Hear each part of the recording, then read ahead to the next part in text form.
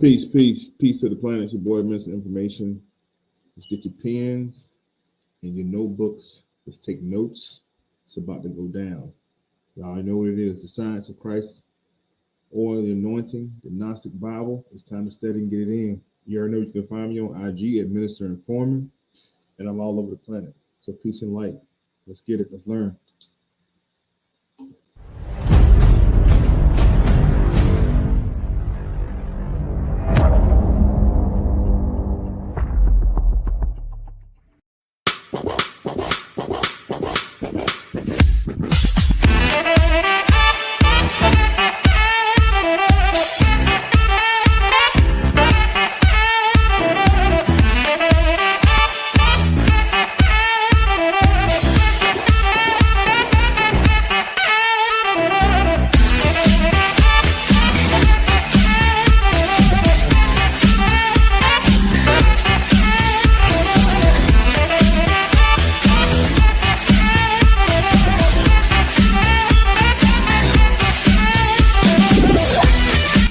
How was Alexander the Greek and his army able to topple the Egyptian empire? You will never read anywhere worth reading that Egypt ever had a set army. Civilized people didn't need an army. They didn't need jail. They were civilized. Uncivil people need prisons, jails, rules, laws, police, sheriff, FBI, GBI, CIA. Uncivilized people need that.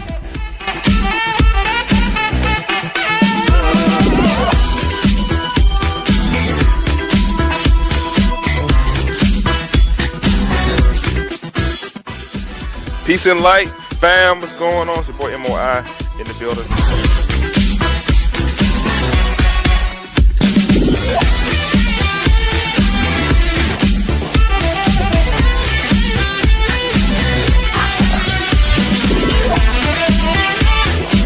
In fact, hippopotamus was actually whales' closest cousin, because whales used to have hips. Whales walked on water as well as land. Hippos and whales are the same.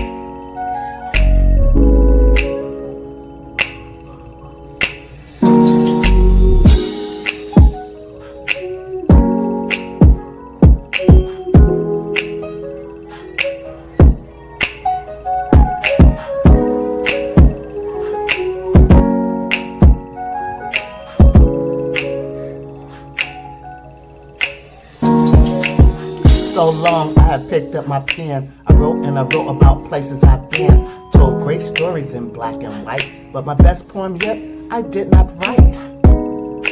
It's both. It's vice versa. I'm saying they have my DNA because they've been spliced. Squash all of this by just Googling our dogs I wrote about GMO. Me. I wrote about time, space, and entities. I wrote about God. I wrote about my mother. I wrote about my son, my father, and my brother. I wrote about the stars. I wrote about the moon. I wrote about the things in the sky that go boom. I wrote death. I wrote about life. I wrote in the morning, afternoon, and at night. You see that dove? That's the dove from my last YouTube channel, by the way. But Obatala is coming up out of the primordial waters. He's wearing all white. When you're calling on the Orishas and they show up, because they will show up, if you're divine enough to have them show up, when you see that all white, it's really something else to see. Striving for the perfect poem, bracing myself for the perfect brainstorm. The more that I write, the more that I note. My best poem yet is yet to be wrote.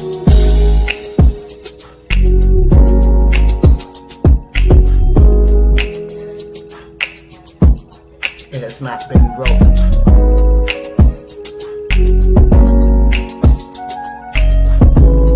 Yeah. Before the sun was here, according to the scripture, what does it say that was happening at first? All it was the face of waters on the deep, you know?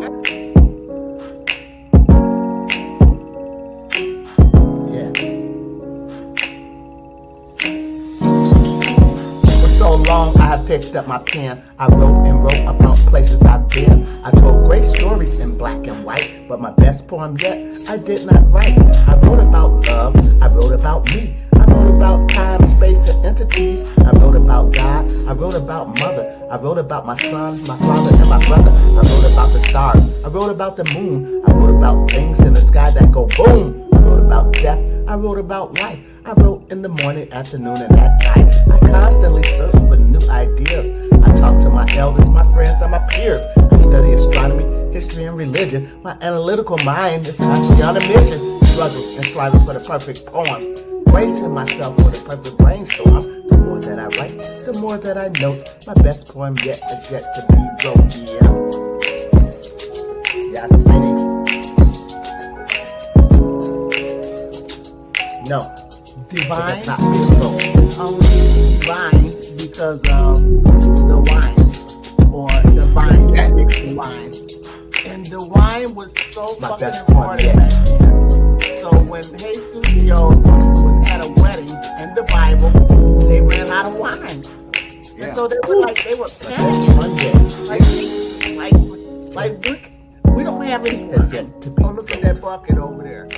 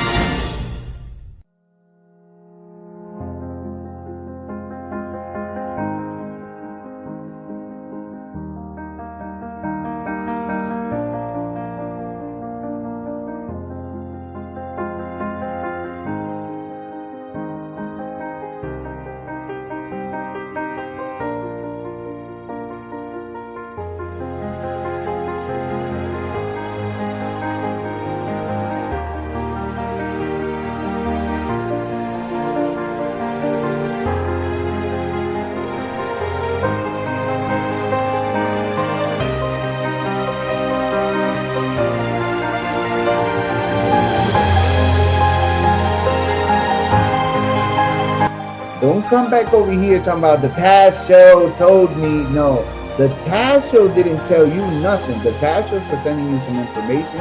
If you go invoking somebody and dumbing your ancestors, and when they see you, they get mad to see you, that's on you. Since we're talking about water, I have a question. What if water is God? What if it's God that we've always been talking about and looking for? The God above, and He's underneath us and He's all around. He's inside me. God is inside me. Then that would mean God is both in us and all around us. That God is both above and below us. Why a woman's water breaks when we're born, and why some religions observe the ritual of baptism. But if water was God, then that would mean that God has no gender.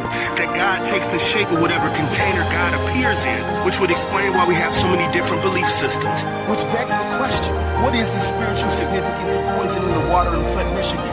Or the oil burning in the Gulf of Mexico? Or the large islands of garbage floating in the Pacific Ocean? If God was water, would that not mean that every natural place is holy?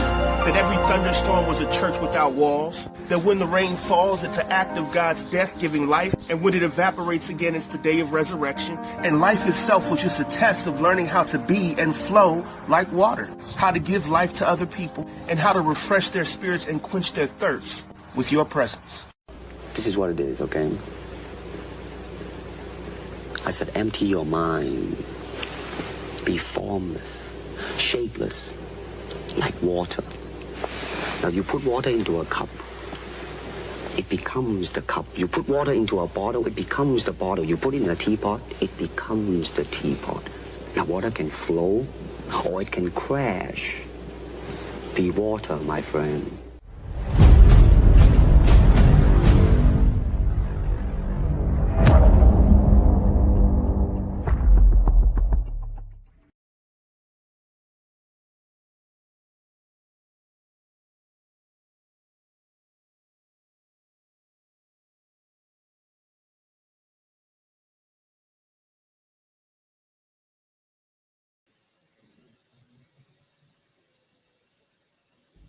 Peace and light, brother. Peace.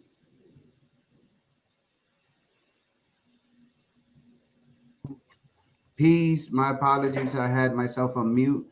Peace, love, salutations to everybody out there. Thank you for being here. We appreciate y'all. We have a good one for y'all today. We're going straight in, coming off of Christmas. We're going to pick it right back up and pick the Santa story right back up. Only this time, we're going to talk about some science of self. We got a special guest today that is going to enlighten us with his wisdom. We appreciate him for being here, as well as the feminine energy that we have. We have the goddesses, as always, the empresses in the building. Thank you for being here, ladies. We'll start off with the brother. How you doing, brother? Thank you for being here. Can you tell the people just where they can find you at? For sure. So the best place to locate me is on Instagram at Minister Informer. For those of y'all who know me, peace and light, peace and love. This is my first appearance this year. I haven't even went live on my platform yet. You know what I'm saying? I haven't even spoke to Brother Crumb yet. But anyway, I'm glad to be here and hope to be invited back. Glad to get you guys over on my platform at some point as well. Just glad to be here, bro. Peace and love. Appreciate you. The brother is started a powerful YouTube channel. Do go check him out under the Minister MOI on YouTube. Check out his content. It's absolutely amazing. We appreciate him for being here. As always, we have the Empress Salima in the house. Sis, we love you. We appreciate you. How is everything going? Can you tell the family who you are, where they can find you at? Peace and love, family. This is Salima Ellis. You can find me on Facebook at my page, Salima Ellis. You can also find me on Facebook at my school page, Universal Mind School of Evolution. You can also find a few of my information, a little bit of it on Instagram. And of course, you can always find me at the Tazz Show and Yahsinni in the house. Peace and love. Appreciate you, sis. Thank you so much for being here. And as always, my right-hand woman, the goddess herself, the empress, the founder of Yahsinni University. Do go check out her website under www.yahsinniuniversity.com. But sis, can you take the time to tell people who you are, where they can find you right quick before we get started? Absolutely. I am Yahsinni of Yahsinni in the House, my YouTube channel, which my main YouTube channel. My other backup channel is Yahsinni University. I am Yahsinni of Yahsinni University, the website and the business and the backup channel. On Facebook, you'll find Denise Grant. And for all my other social media, you will find me as Yahsinni. Peace and love to the Minister of Information for accepting the invitation to make our platform bigger than it could ever be. Okay. We love you for this. We personally handpicked you out of many, and we wanted to see your face before we got down with anybody else. Thank you for answering the call. Peace and Sister love. Salima, peace and love to you always. Taz, the hostess with the mostest, we love you Peace and love to the panel for sure. for sure. Peace and love. With that said, we're gonna pick up right back up where we left off, as we previously said. Me myself, you know who I am. I'm your brother Tasmaniac. You can find me under Tasmaniac Wolf on Facebook, and under the Tazz Show on all the other platforms, Instagram, YouTube, and also on Facebook. I have a business page on Facebook that you can find me under the Tazz Show. The Tasmaniac Wolf is my personal profile. Feel free to add me as well. With that said, we're gonna start with the introduction. We're gonna dig right in to get the blood flowing. The PowerPoint itself, it's is mainly about the science of the Christ oil, along with the correlation of certain verses with and stories within the Bible. As always, family, I forgot to put my whatchamacallit thing. Uh just to let you all know, this is only my understanding, and I forgot to add that slide to let you all know, that just don't take this too serious, family. I'm bringing you only my piece of understanding. I'm not bringing you no absolute truth. I am only bringing you what I believe that I got out of what I read and what I put together or whatever, and I'm building here with the rest of the family to see what they have. So let's see where this could lead us, and we'll start with a real quick introduction, because when we're talking about the science of the Christ oil, we're talking about the Christ, all right, the Christos. So, sis, you wanted to start us off and tell us a little bit about the intro we have right here.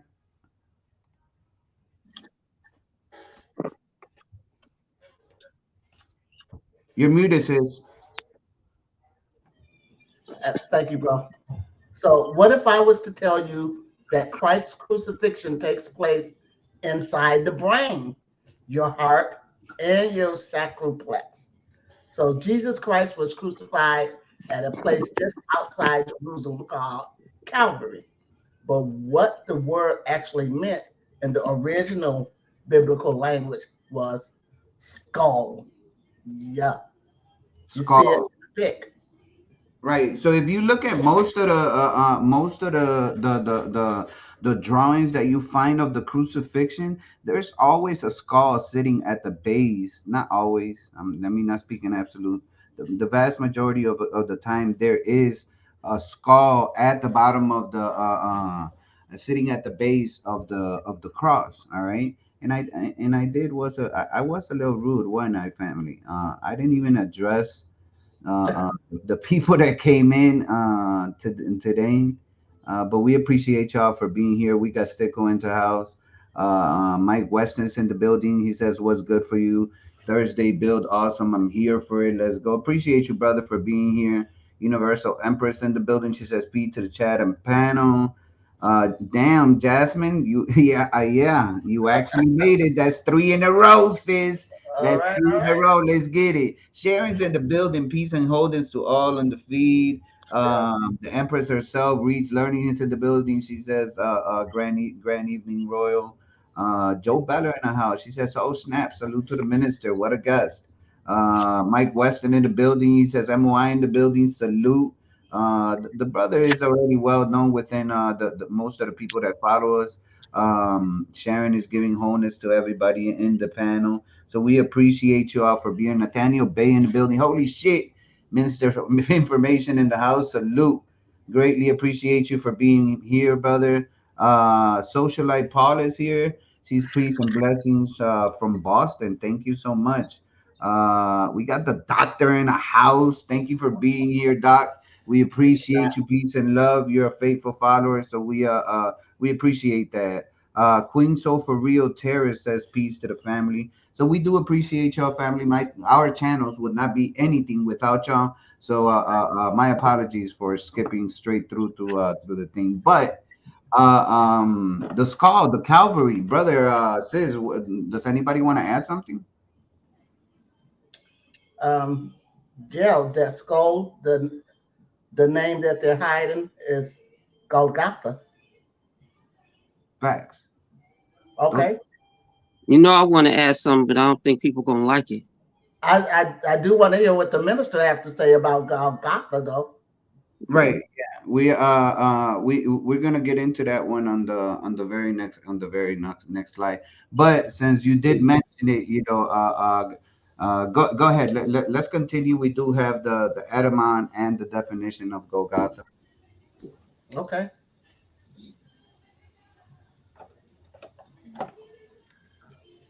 Is he okay? Is he not going to talk?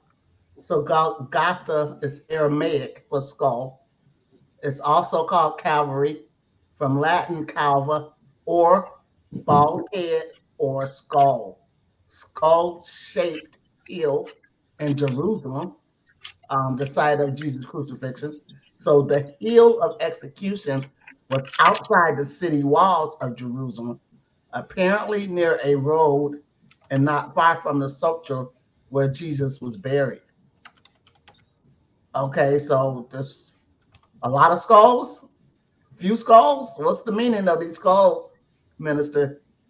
Most definitely. And listen, I'm actually inclined to hear what everybody has to say because I'm actually learning right now. You know, I'm a master student. I'm an actual master student. So, yes, we all. I was always told that anytime you're in a space and somebody's talking about something you don't know, it's best to listen more than you talk. So, at this point, I want to hear what everybody has to say first before I give my piece on it. But this is please keep going. Appreciate you, brother. We love it. We love it. Totally understand that. Now, one thing that I didn't add to the thing, just for the family to be aware, Golgotha is an actual mountain, all right, and it's said that that is, if you could, I mean, I'm not gonna tell you use your imagination, but it does have the appearance of a face. This is the place where supposedly the crucifixion took place. This is the the European story that is being fed to us in regards to where this crucifixion actually took place. So it does appear to be in the shape of a face, in my opinion. I mean, correct Well, me. let me hold on, Tazz. I'm sorry. Can I at least find out if the minister thinks that the crucifixion took place? Literally, or I'm gonna tell you what I'm gonna do, sis. How I always do on my Sunday schools. We're gonna let the Bible teach us. You know, if we're talking about religion, then we have to use the books that apply to to the subject. This is a subject called religion, and we're talking about Christianity. So to put things in proper perspective, because we don't want to mislead somebody or misdirect somebody. This is for somebody's soul's sake. We don't want to lead anybody down the wrong path. So with that being said, we can go to the scripture, and the scripture can teach us about if the crucifixion ever happened or not. Do we have any way to pull it up, or should I pull it up on my end and share the screen? Okay, if there's what on the KGB, brother? Okay, yeah, give me. Are you saying we're going to use the Bible to see if the Bible is true? Yeah, because you have no other book to talk about but that book when you're talking about Christ. Okay. There is no other book. If we was talking about doing right angles and isosceles, we have to go get a geometry book, whether you believe in it or not. We just have to go get the book to have the conversation. Otherwise, we're not having the right kind of conversation. We're talking about what we believe personally, and it's going to be to your point because I'm going to show you in the Bible where he was never crucified anyway. Go for it. And then that way it'll be something people, something they read versus something they heard. They read it for themselves. They never say Sister so and so said. No, you saw it for yourself. Let me pull it up in the all right, here we go. So it's going to be John 20th chapter. Which one? John, the book of John, the 20th chapter, 11th verse, 11 through 18 actually. John what? I'm sorry, John what, 20, brother? John 2011. Oh, 2011. Okay. And I'm not going to read everything verbatim. I want everybody to see it for itself, but just pull it up for a second. And let me just set the scene. We get to the verse. This is where supposedly crucifixion has already taken place. Supposedly. But we have to go back to the interim and find out who was presented to Pontius Pilate, and we can check that too, right? It was the Nazarene, Yeshua, and it was a person by the name of Jesus Barabbas. Both Jesus were being presented before Pilate. Which one got crucified? All right, we can start there. But this is where Mary's at the tomb, Mary Magdalene. The Mary Magdalene we met way back. She was about to get stoned. Remember that? That's her. She's about to get stoned, and Jesus came to do something in the sand. And he said, he without sin cast the first stone, and everybody dropped their stones. But the Sadducees kept their stones in their hand, and they questioned Jesus, and they threw their stones. Jesus ran from them. You got to read the whole thing, right? So this is Mary Magdalene. She stood outside the sepulcher. The sepulcher is it's like a cave where they bury the dead. They don't bury dead underground in the religion of so-called Hebrew, right? They don't do burial grounds. So any Negro or Hebrew Israelite in America that has anybody buried in the ground, they're against the law. That's against the law of the Most High. You're not supposed to bury people in the ground. That's what Christians do, because Christians used to burn their dead. But Mary stood outside of the sepulchre weeping, and she wept, and she stood, and she stooped down and looked into the sepulchre. Continue. We're gonna go all the way to 18 real quick, and I'm gonna show you where she's crying at the entry of the tomb where Jesus' body is supposed to be at, right? And Jesus' body was wrapped in shrouds. As we continue to read, you're going to see that she was standing in front of the tomb, and two angels asked her, "Why are you in the graveyard looking for alive people? They don't belong in the graveyard. People who are living don't belong here." That's what the angels, two angels appeared in white, told her. "Why are you weeping?" She said, "You have taken my Lord away." In Hebrew, it's rabbi or rabboni. I know not where they laid him.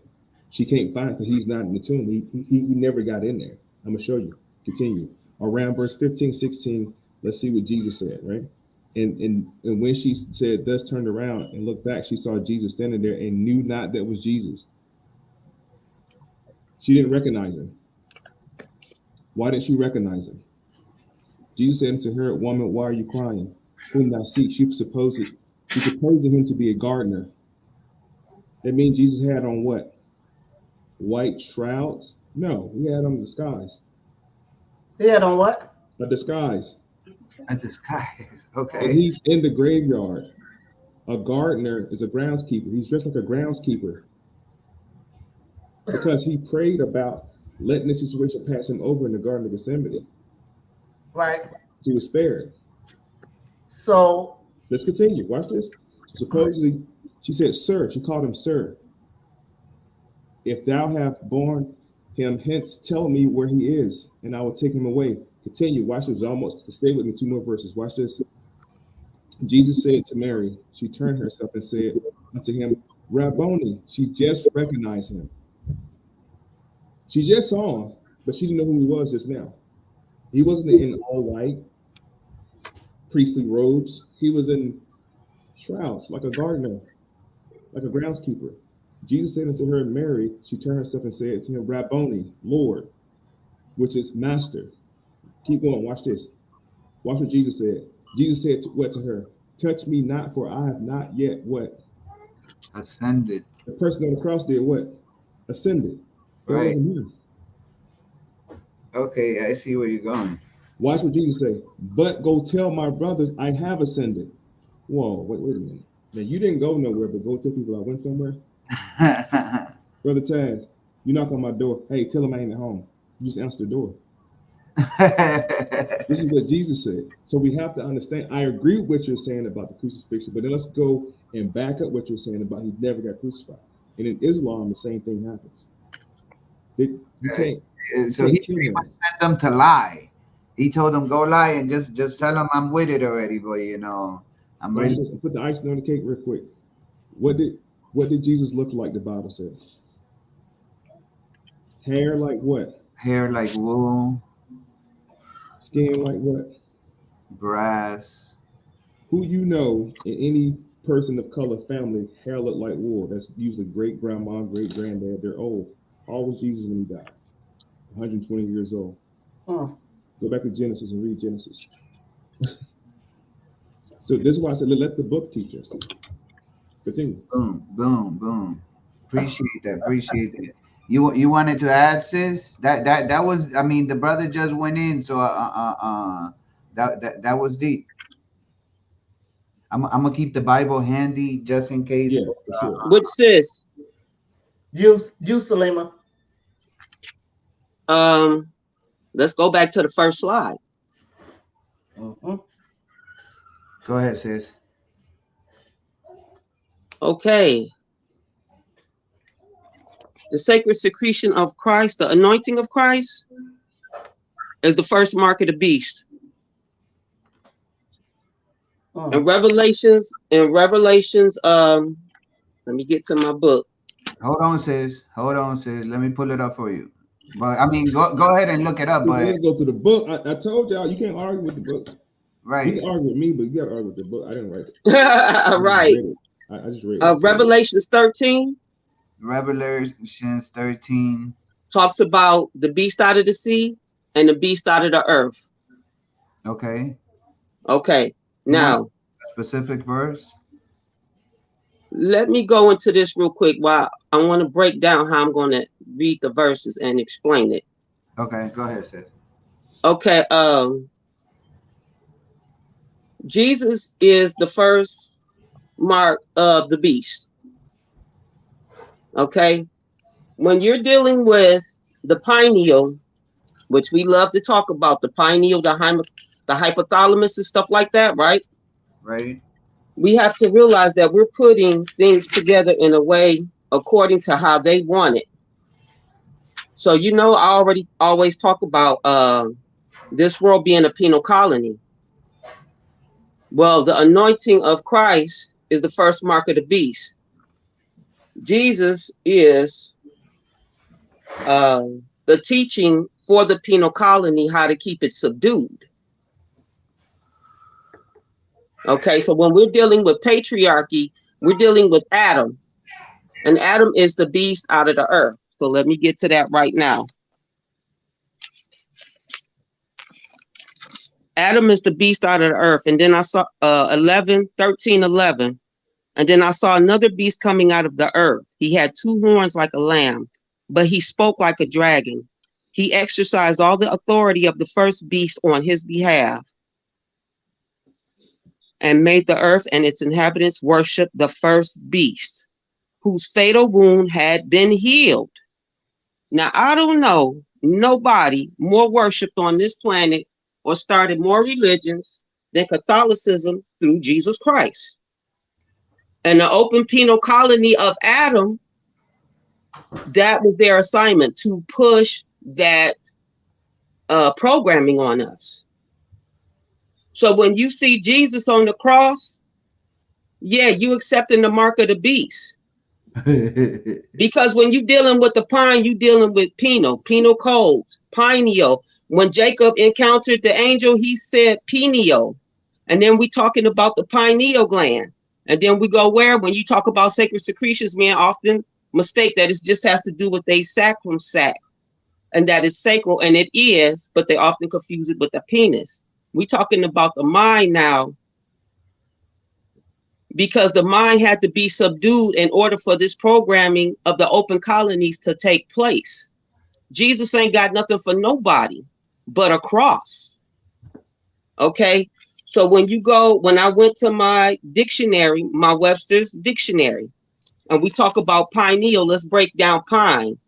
The first definition of pine in the Webster's dictionary.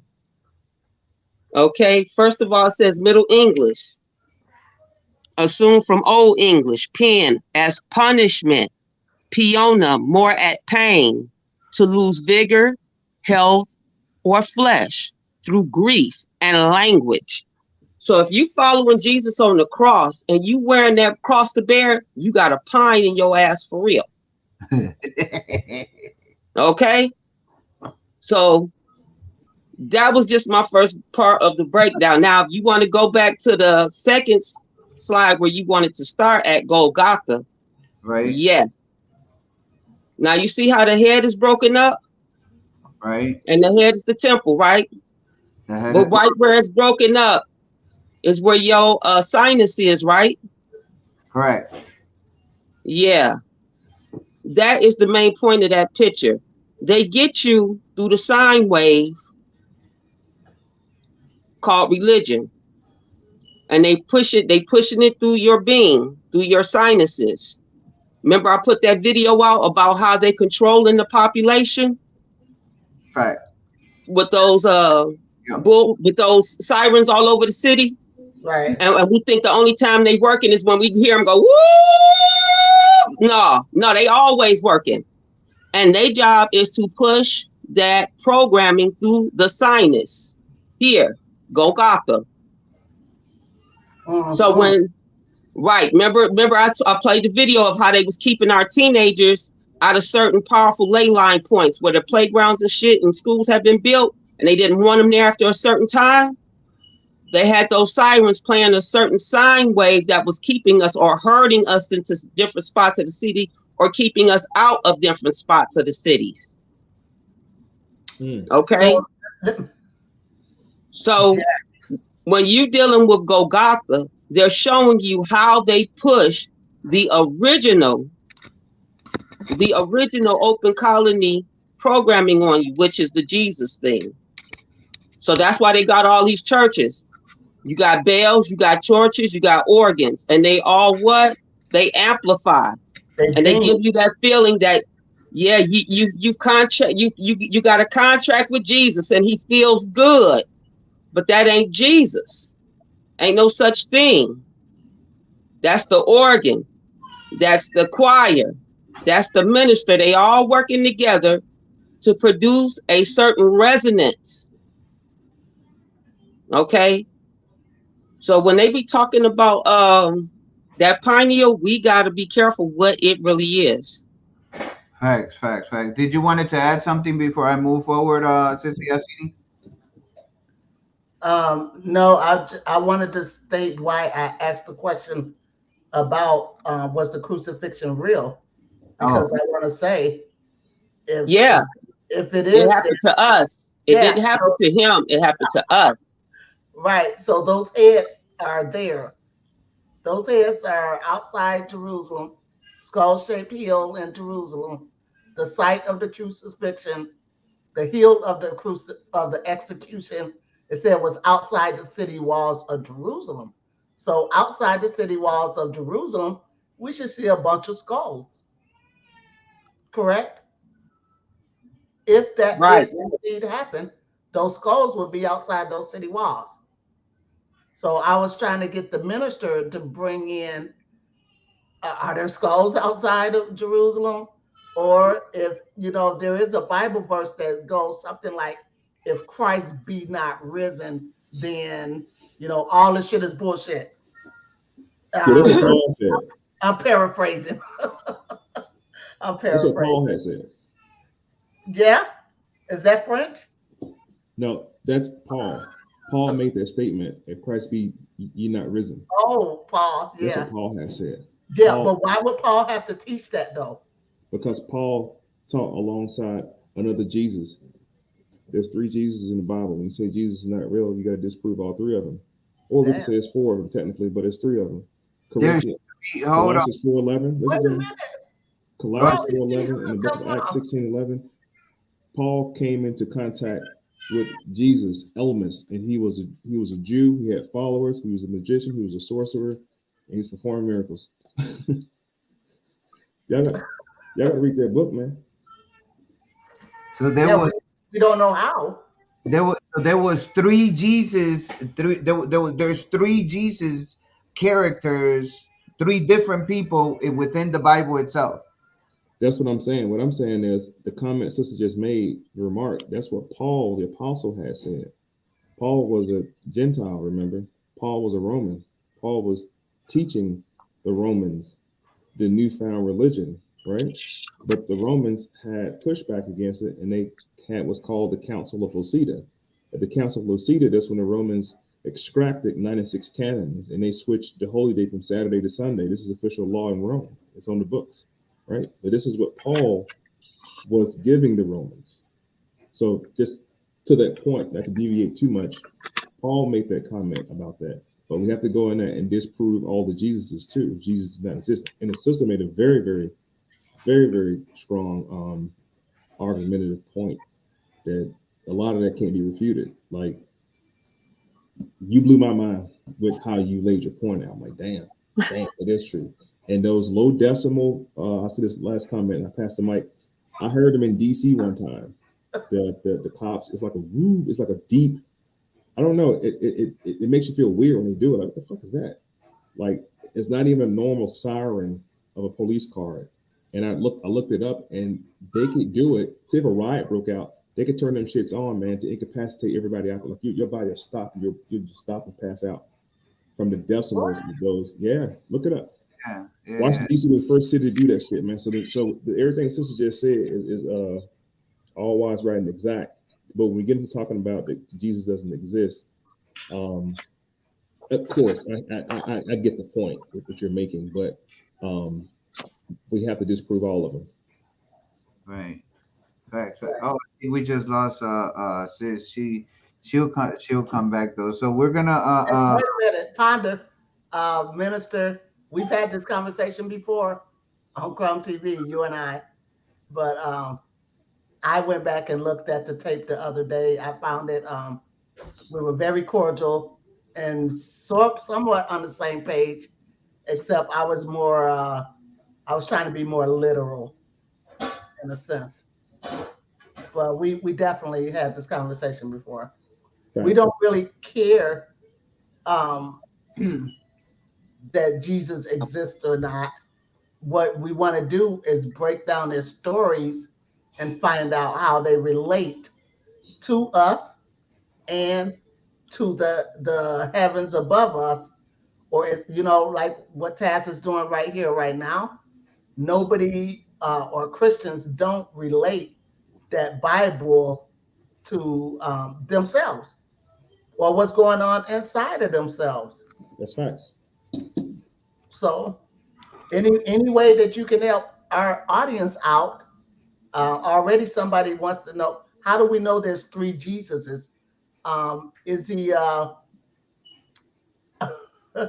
mean, we saw one of them just in the graveyard walking around when he should have been in his casket or in his we see him just roaming around like he's a worker. I mean, where's these three? Did you name two of them on the other cross? Did you say there were two other Jesus on the cross?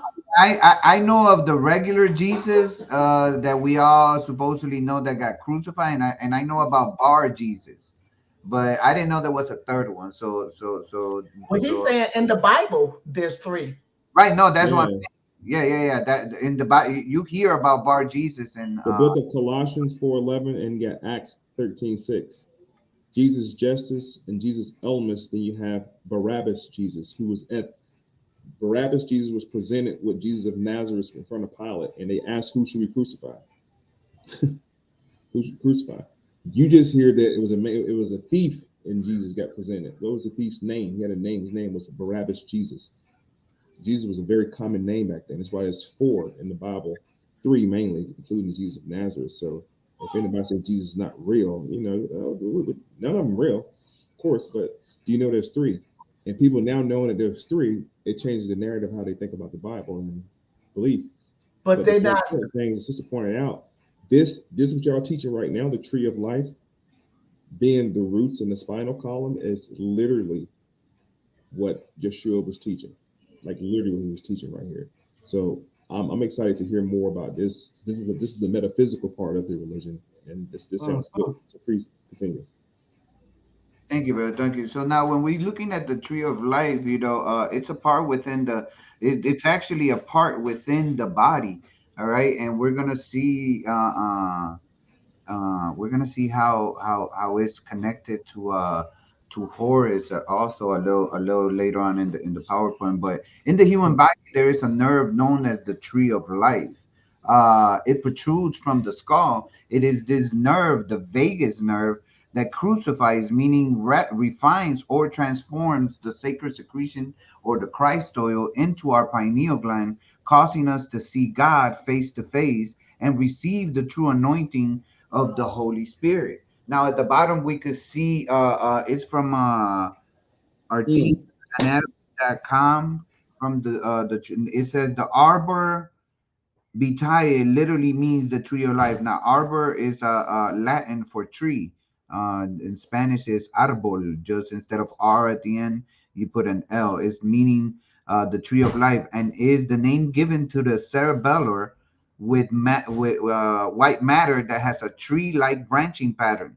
The white matter of the cerebellum consists of nerve fibers that transport sensory and motor information to and from the cerebellum. So right here on the left side, we could see the tree of life itself of how it protrudes from the skull, from the back of the skull, and that piece is what connects everything to the spinal cord, which has all your nerves within it.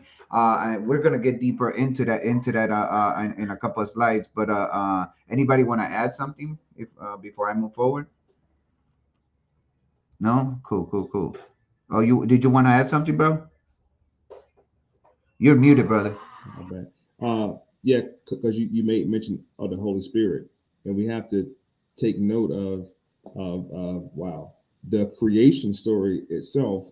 When Adam, and when I mention Adam, I'm talking about Adam Hamshia, not Adam Kadman. Adam Kadman was created in Genesis 1:27. Adam Hamshia is the physical being that was created, right? And when the Creator breathed the breath, I'm gonna tie it into this brain and this stem thing. When the Creator, excuse me, when the Creator breathed into this inanimate object, right? And why do I say inanimate object? And why does the Bible say that he put the breath of life in him? That breath of life is called the Holy Breath or the Holy Spirit. Spirit deriving from the meaning of what's called ruach, right? In some sense, this nephesh, look up the word nephesh. It's in Job 12:7. Nephesh, Nephesh. Nephesh is actually a living thing. The spirit animated this being. This holy breath animated this being and gave it thought, idea, movement. It made the brain twitch and it gave it, you know what I'm saying? It gave it life. That's why the Bible said, then it became a living soul. It wasn't a live thing. This is tied to the brain. This is why when we, back to what the sisters were saying about the nostrils, when we breathe, we actually ignite that pineal gland. We actually ignite the third eye, which is the pyramid. We ignite this. So all this right here is ignited through breath, and it gives animation to the brain, you know. So that I just wanted to point that point out too. Facts. No, thank you. It's also gonna add value when we get to that part as well, because we are gonna talk about the nostrils within the breath that we take or whatever. So that's even it adds value for sure. I'm moving forward, sis. If you wanted to want to say something, just make sure that I'm sure sis will want to add something when we get to pineal. You want to read for us, sis, or you want me to go ahead and read? She might be away, so I'll go ahead and read. So when we're talking about this tree of life, all right, and this nerve that protrudes where the sacred secretion or the Christ oil is at, we're talking about the pineal gland. And the pineal gland, we find it in Genesis 32:30, and it's the story of Jacob. All right, now in Genesis 32:30, Jacob names the place Peniel, just like Sister Salima put a whole twist under that. I had never, sis, I had, to tell you the truth, I've been listening to you. Hold on, let me. I've been listening to you speak about the pineal colonies for maybe about a good 2-3 weeks now. And never did it pop in my head like, damn, the pineal gland, the pineal colonies. You know, I hadn't used that word magic right there. So you know, it just a props because you know, it's definitely something that brings another perspective. But Jacob named the place Pineal because he said, "I saw God face to face and lived to tell the story." Now, this is a biological and physiological description of the journey made by Christ, the Christ oil, or the sacred secretion through the body, and some practical instructions on how to honor it, raise it, and exemplify it in order to fully enlighten, in order to be fully enlightened as quote unquote God intended for you to do, meaning the God within you. Anybody want to add something? Peace and love to Big Dog Philly OG in the building in the chat. We also got Prophet Levi. Thank you for being here, brother. Let's go. But anybody want to add value? Anyone want to add something? So what we're ultimately talking about is Jacob having a vision of a ladder going up, right? And that ladder had 7 rungs on it, and I don't have to get into what those rungs mean, but fuck it, I will. These rungs are elements of enlightenment that we must journey through to life to reach the higher perplexities of the heavens, which is up here, right? Which we know as the heavens, and then the lower self, or what we call in the more science temple, the higher self and the lower self, right? The way one can ascend on the highway, which is what the spinal cord is, the highway to heaven, going up, or as Santa Claus comes down, the sanctum with gifts coming down the chimney, right? Facts. However we put it, this is a Christ consciousness, a risen state of awareness. And Jacob came into himself because, first of all, nobody can see God. God said that nobody will see my face. I will place you on the edge of a mountain. As I pass you, I will hide your eyes with my hands. And when I remove my hands, you'll see my backside. That's what the Most High said. You will never see the face of God. What Jacob is saying, he met himself. This is when you meet yourself. Facts. But not because this is our fleshly. This is not what we are. We're in here looking out right now. When you meet yourself, that's a journey that one must take. And you must sometimes leave hell or Sheol, or Sheol, the lower self.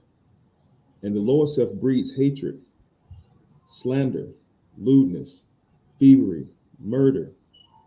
The higher self is love, peace, tranquility. So now we're on an ascension back to our higher self, our higher state of mind. And that's the journey that he took. And this is the journey that the sacrum, or that sacred fluid, takes. It journeys down and it journeys back up. But the way to keep it maintained inside of your cerebral is to practice good breathing, drink plenty of water. Facts. Now, do you think, brother, that there is any correlation between we know the Jacob story where he fought himself, but we also know of the story of David and Goliath, which also involves 7 stones, and the 7th one gave a headshot to the giant. He hit him in the pineal gland. He hit him in the pineal gland, and that's how he dropped him. He hit him in the eye. And he hit him in the eye. Because he was what they call a Nephilim, right? You have the Nephilim and the Raphalim. The Nephilim look like what they call Cyclops, the giant Cyclops. That's what he was. Oh, okay. That's what he was. And he hit him right in that third eye, the eye in the middle. We call third eye. Because some of them had 3 eyes. And some of them have 1 eye.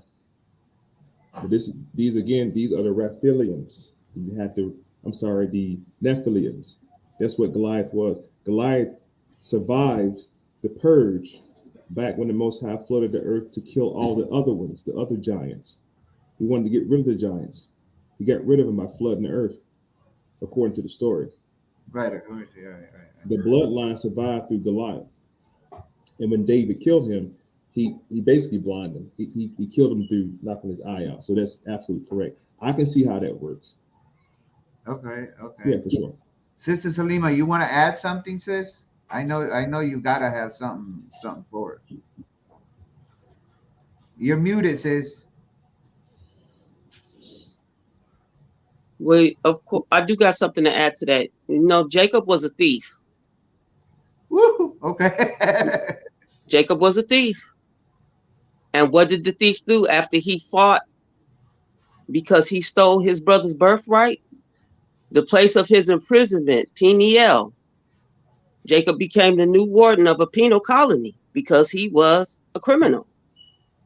Holy shit. You know how I feel about these people. Ain't no religion.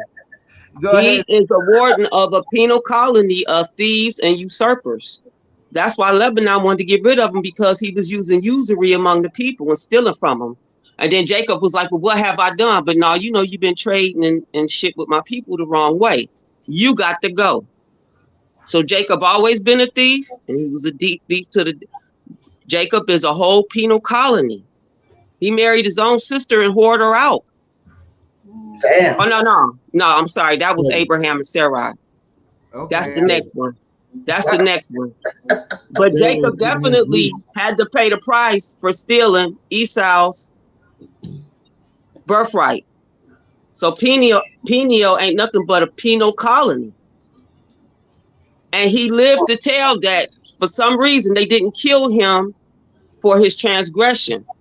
But you gonna run this penal colony. You ain't gonna get to float around, be king like you thought you was. He's a thief. He's a leader of a penal colony. Holy shit! What had you said, brother minister? I just want to add a point of correction. First of all, sister be going there. I'm going to talk to you about this penal colony, because every time you mention, like, damn, shit making sense. You know what I'm saying? We got to talk offline about the penal colony piece. You know what I'm saying? We definitely got to build on that some more. But when she brought up Abraham and Sarah, I said Abraham and Sarah was his niece. Okay, but I knew they were related. Yeah, but they've been doing that crazy shit because Abraham's nephew Lot had sex with his daughters and gave birth to Moab. Right. Then Abraham goes and, you know what I'm saying, couldn't have babies with Sarah because of y'all related though. But that's been happening since the beginning when they first got here. Now you got me talking like you now with the penal colony. It's been happening since they got here. Because I know you already know. You only gonna give up so much information that the people can take. Listen, I've been following you for a while, minister. In a minute. Since about the penal colony, yes, you're right too. They did come down here. I forgot about that story.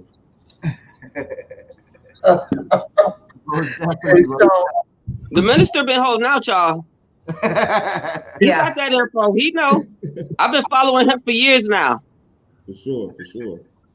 So now, when we're looking at this penal colony, this pineal gland, all right, where it's something that can I go back? Can I go back one page? I had to leave the room, but I'm back, and I see that click. I just want to point out that the color chart is flipped. The color code is flipped for the chakras. Yes.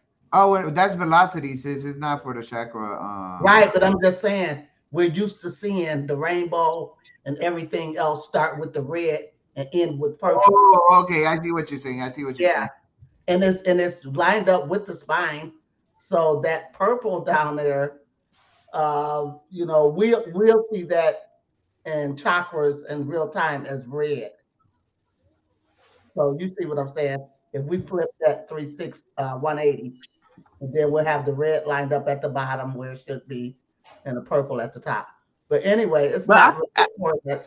I see what you're saying. Yeah, exactly. All right, so if that wasn't the spine, it wouldn't have made a difference. But that is the spinal cord that they're showing with those colors going like that. So they're saying velocity, yeah, but instead of starting it at the red color and going to purple, yeah, it's yeah, that time. Okay. yeah. I didn't build that gift, so I'm gonna assume that they're speaking of the velocity of the cerebral spinal fluid that travels up, down, through the spine and all around your brain. But we're gonna definitely go into that because that's the thing that you know that was sort of to say hidden in plain sight, and it wasn't hidden because it's always been there. Is just that the story has been given to us in such a different way. Now, Christ Right. was the living embodiment of God, biblically speaking, God's perfection. And biblically, we are told that the Christ, Holy Spirit, dwells inside all of us. But what you may not know, so the vast majority of us do, is how astoundingly literal Christ is inside our physical body, like literally inside of us. And this your little dub, sis, right here. Yeah. I know you like the dub, sis. Right. I know you like my dub. Of Because I What know course. is the you dove doing though, Taz? go, what you says, brother. What's the dove symbolically doing? It's called It's a leaf, yeah, olive branch, an olive branch. extending it. And that's what I offered you, Where's that minister. story come from though? That's from Noah. Noah. Noah was sending out, from what my understanding, Noah was sending out birds to see if they come back with any sign that there was dry land. And one of them came back with the olive branch. Okay, because I mean that's true. Looking at the picture and seeing the dove over the water, it's the same thing that happened to Jesus when he got baptized by John while he was in the water. The dove Right. is hovering over water. Water is also symbolically renewal. Life is in the water, right? That's why the prophet tells us to drink water and keep our heart pure with love and drink plenty of water because life force is in the water, Prometheus. So whenever we're dealing with is looking at this picture, this is the same thing that happens. I don't know how old y'all are. I'm 40, so I watch stuff like Thundercats. Right. Mumra, right? Mumra would charge his energy chakras the same way with the two kundalinis coming up. He will power our way up like that, invoking the Christ consciousness, the energy force. We're only saying Christ because the Greeks gave us Christos. That's not what that word is. That's not what that word means. Right. The way we're correlating a word to an effect of the body is not lining up, right? And I know we're using the colloquial sense, meaning that Christ constant, but this is an energy charge that only comes by way of breath. Monks, priests, holy men, holy women who practice their breathing, because literally life is in the breath. Life Yeah. itself is in the breath. The moment you were born, you started dying because of how many breaths you were taking. You slow down your breathing. You meditate more. You focus more in order to invoke this Christ energy that's inside of you, right? This anointing, symbolically, they would do it by putting crocodile fat. This crocodile fat was called meshia, or what was called an anointing oil. This was what happened to Jesus. This is what happened to Aaron. Psalms 133, it says, the oil upon the beard of Aaron, the oil coming down. This oil symbolically in church is represented with the holy oil that the pastor does at baptism of babies. He rubs the oil on the head. This is what the holy oil means. The holy oil in form in church is the same oil that's in the back of your spinal cap back here, back of your brain, that's released. This same oil is also released when a male ejaculates. During ejaculation, this oil ties with the spinal fluid, comes all the way down, collects all the information it needs off your spinal column, and shoots out your sanctum, out of your penis. This is light. This is life. The ancestors in ancient times could produce life this way, from thinking into existence. This is what the Most High demonstrated in the beginning of Genesis. He thought it to existence. And this is the time frame that we're in right now, in the age of thinking things to exist. It's time to stop talking. You can activate things by thinking it, but you have to redirect your Christ consciousness, your energy force. This special fluid we're talking about has to be redirected, rerouted back up the spinal column to your brain. Yeah. But I'm gonna say this in close. They're keeping that fluid suppressed down into the lowest level, to the lower self. Every time you turn on social media or TikTok, this booty shaking, this, they're gonna keep you in a sex prison, entrapped to pull that fluid down. The fluid has to come back up. It is coming up. Right. Those are facts. And so I would like to speak on the other side of that oil in a mental state, whereas this oil, I believe, is shooting up with Christians when they're in church and they hear a certain, a drum beat or the piano, and they're all getting like worked up and they get this Holy Ghost. The organ. That's why it's called the organ. Yes. So they get that Holy Ghost. However, we saw Jesus get baptized by John, and what shows up? A dove. Peace. Peace showed up. We see the Christian get struck with the Holy Spirit, and what comes out? Looking like you're drunk, falling over, uncontrollable with your limbs, babble coming out of your mouth, foaming, blah, blah, blah. So we see the dove and the oil doing this thing on one end, and on the other end, we see this chaotic ghost. I'll say just let out. I'll say somebody let that ghost out, and now it's just roaming around the church. Other people are picking it up, having the same convulsions or drunkenness spell put on them. So when we're talking about this stuff, we need to be able to distinguish that when it's done right, when it's done in the right manner, then you're going to get peace. You're going to get that dove extending the olive branch or whatever, the crystals, the oil. When that dove, when that spirit is released, say on others who are being baptized by the same John the Baptist, then they're going to feel some other kind of chaotic, I don't want to say dove, but just spirit. So we got to learn how to not play, or how to be in control of what we're doing. Like when we're in a meditation, you don't need nobody to watch you in a meditation. If you're in church and you take off with the Holy Ghost, now they got to run and get a cover. They got to get some ushers. They got to contain your ass so you don't break your motherfucking neck and all of this shit. So, classes like this or what we're doing now offer people to open up their mind and think and let it be known. Like if I'm sitting in the church and some woman gets the Holy Ghost next to me, I don't want that getting in me. I'll probably leave. I'll run. But don't put that in me. Don't put that ghost spell on me. And that's real. And shout out to Prophet Levi. And I just now got a hold to who you are. Yes, that's my guy. He likes to smoke. Yeah. He's and he's smoking now. He's smoking. It's always good to have him. But it brings a whole new concept, sis, of why you had that dove in your channel, because that's how I knew it was your channel. I wouldn't even look for your name before. I would look for the dove. I'm like, yep, there she is. Look for the white dove in the blue sky. Right, but hidden in plain sight, this Christ within us, it was told to us. It was told to us, and we find it in Colossians.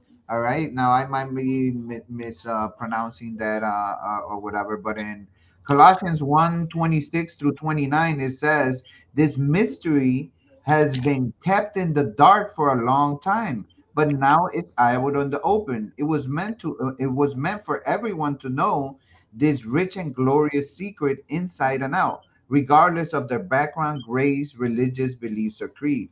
The mystery in a nutshell is simple and to the point. All the answer we seek are within us.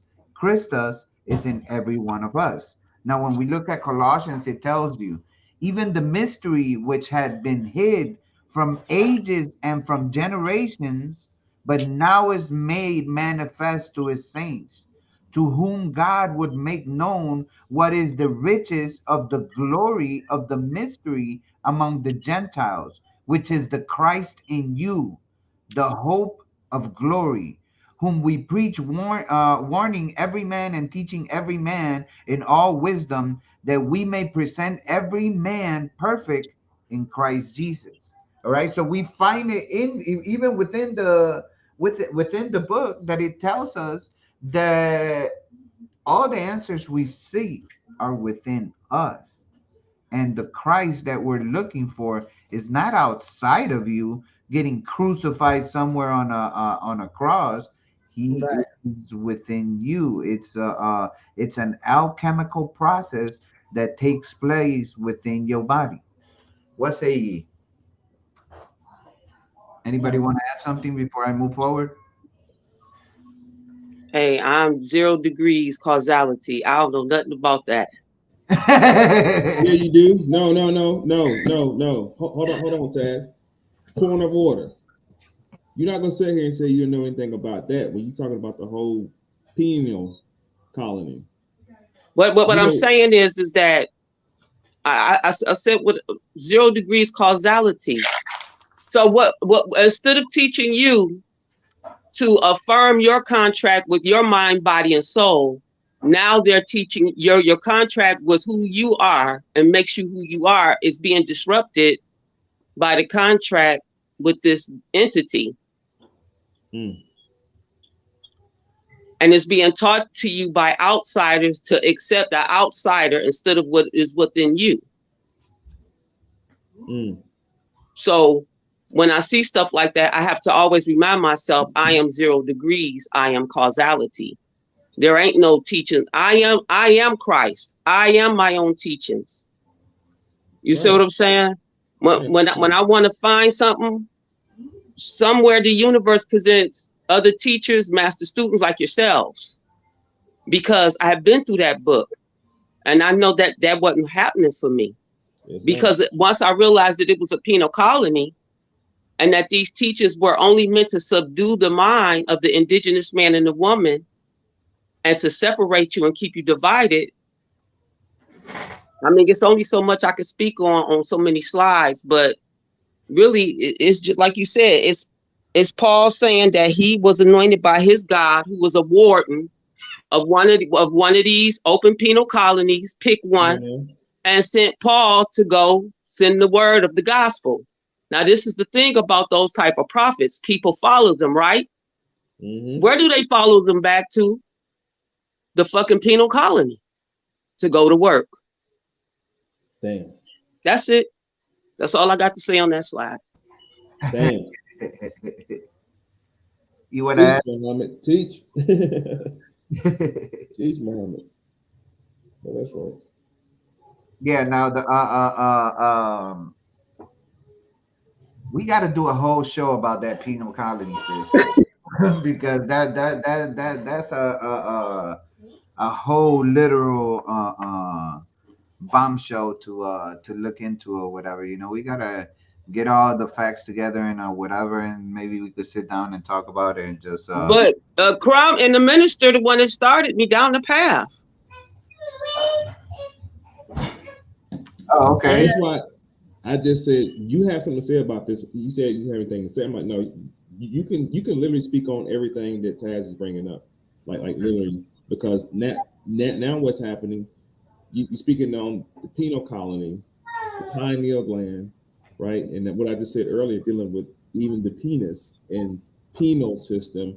All of these buzzwords are going to start triggering people to go study something different now, and that's what it's all about. So, but Tazz, please continue. Peace. Yeah. So let's talk about Santa Claus a little bit, because we're gonna talk about the classroom. All right, and we gonna dig deep into that one. just to see what's up with this. So I'm gonna read both of them straight through just to have an understanding, and then we could build on both of them. Uh, um, but the claustrum, inside the brain, there is a thin, irregular sheet of neurons that is attached to the neocortex in the center of the brain, known as the claustrum. The claustrum is the seat of all consciousness in the body. It is the physical body's supply of life energy from the source we call today God. Mm. This life energy that is found within the classroom is referred to as many different things, like as a in Latin, to be in English, luminiferous, aether, prana, and source. It is where the name Santa Claus originated from, because it brings life to the entire body. All right. So that the claustrum is literally the light of the body. Okay. Now, and I don't mean to cut your wisdom, but let's go ahead and go back to the other slide where you had Santa Claus at right there. Yeah, yeah. That's Satan. That's Satan. Let's Yeah. deal with it. Let's call it what it is. That is the light. If you take the word Lucifer in Latin, it means what? Phosphorus. What's that light source in the lumen, that L word right there, right? That's phosphorus. You take phosphorus and magnesium, ladies, because you're not anemic. You need more phosphorus and magnesium, which makes light, spark, fire in the body. That's what that is. That's who that is. The light in your mind, this colostrum, this source that we're talking about tonight is Lucifer. It is Satan. Now, if you don't understand this, if you're getting spooked out and getting scared, then you need to study more and have a better understanding. That's why a light bulb is always above the head for a bright idea, because that's what it is. Okay. That's what it is. This is this light source. This light drips. It drips. There's a whole satchel of it. It drips at certain periods of your lifetime. For men, it comes later. For women, it comes earlier, because your drip has to drip quicker, because at some point you can have another little drip inside of your stomach that needs some of your drip. So that's why women mature faster than men. But this is an element of understanding. This is an element of knowing what phosphorus is, what Lucifer is, what luminescence is, what light is, what life is. This is life. That's why I said earlier, those inanimate objects, before the breath went into them, and here's what breath do. Here's what air does. When a fire goes out, you have to blow on it. If Tazz passes out, I gotta blow in him to reignite his fire, his Lucifer, his phosphorus. They put that's phosphorus. Put phosphorus in Latin. In the human body, is about 83% phosphorus in your body. Fact. This is why Christians are telling you, the penal colony masters are telling you, denounce Lucifer, denounce the light, be baptized, and accept Christ as your new father, teacher. Christ himself is Lucifer. He's the bright morning star. Right. Those are facts. Those are facts. And when you look and when you look at phosphorus, brother, in Spanish is fósforo. And the word fósforo is literally the word match. That's what I'm trying to tell you. Nice. Fuego. Right, fuego. Fuego it's a derivative of fósforo. Fósforo is the little yellow colored part at the end of the wood stick that they give you as a match, that ignites the minute it has that connection with the box where you're gonna ignite it at. You have that connection, and that essence that's at the end is what ignites and causes the light. It's called fósforo, which is phosphorus. And you have to understand, Brother Tazz, the hottest part of that light is the blue part, not the yellow and red part. The hottest part is the ether. That's what that blue film at the bottom of a flame, that gas that when the lighter is blowing out breath, that blue part is called ether. The other parts is the light. There's so many lights inside of you in the human body. We're just talking about the brightest light. There's an ultraviolet light. There's a it's called ELF, extra low frequency light inside of you too. Yeah. This is why when the beings come, you're gonna see them this year. When the beings come down, they don't see your flesh. We made up this dumb flesh stuff to color your skin. That was the stupidest stuff ever to make that up. All right, they're gonna see your ether. They're gonna see your glow, what we call lately your vibe, your vibratorial energy. Wow. That was deep. That was deep. Let's take it a step further, and I'm gonna pass the mic. We going all the way in. This light right here, like I told you before, this right here is the pyramid right here, family. This is the pyramid right here. This is the pyramid, and this is the eye of the pyramid up here. When you breathe, you pump more light up here. You see somebody get mad, they breathing fast and hard because they're pumping more light and they're getting hot. Next time somebody's like burnt, like hot, upset. Matter of fact, we say we so mad we're wet. I was hot. You burning mad because you increase the flame inside of you, the light, the Lucifer inside of you. You turn into a hell raiser. Damn. He was raising hell. The heat, the energy comes out of you when it happens. They had this man, I forgot what, so in Asia, the brother can make fire in his hand. He burnt some paper. He showed it. It was no trick to it. He pumped the heat from his, right? This, women have two lights. They have a greater light and a lesser light. The lesser light is here. The greater light is in there. What's called their what? Solar plex.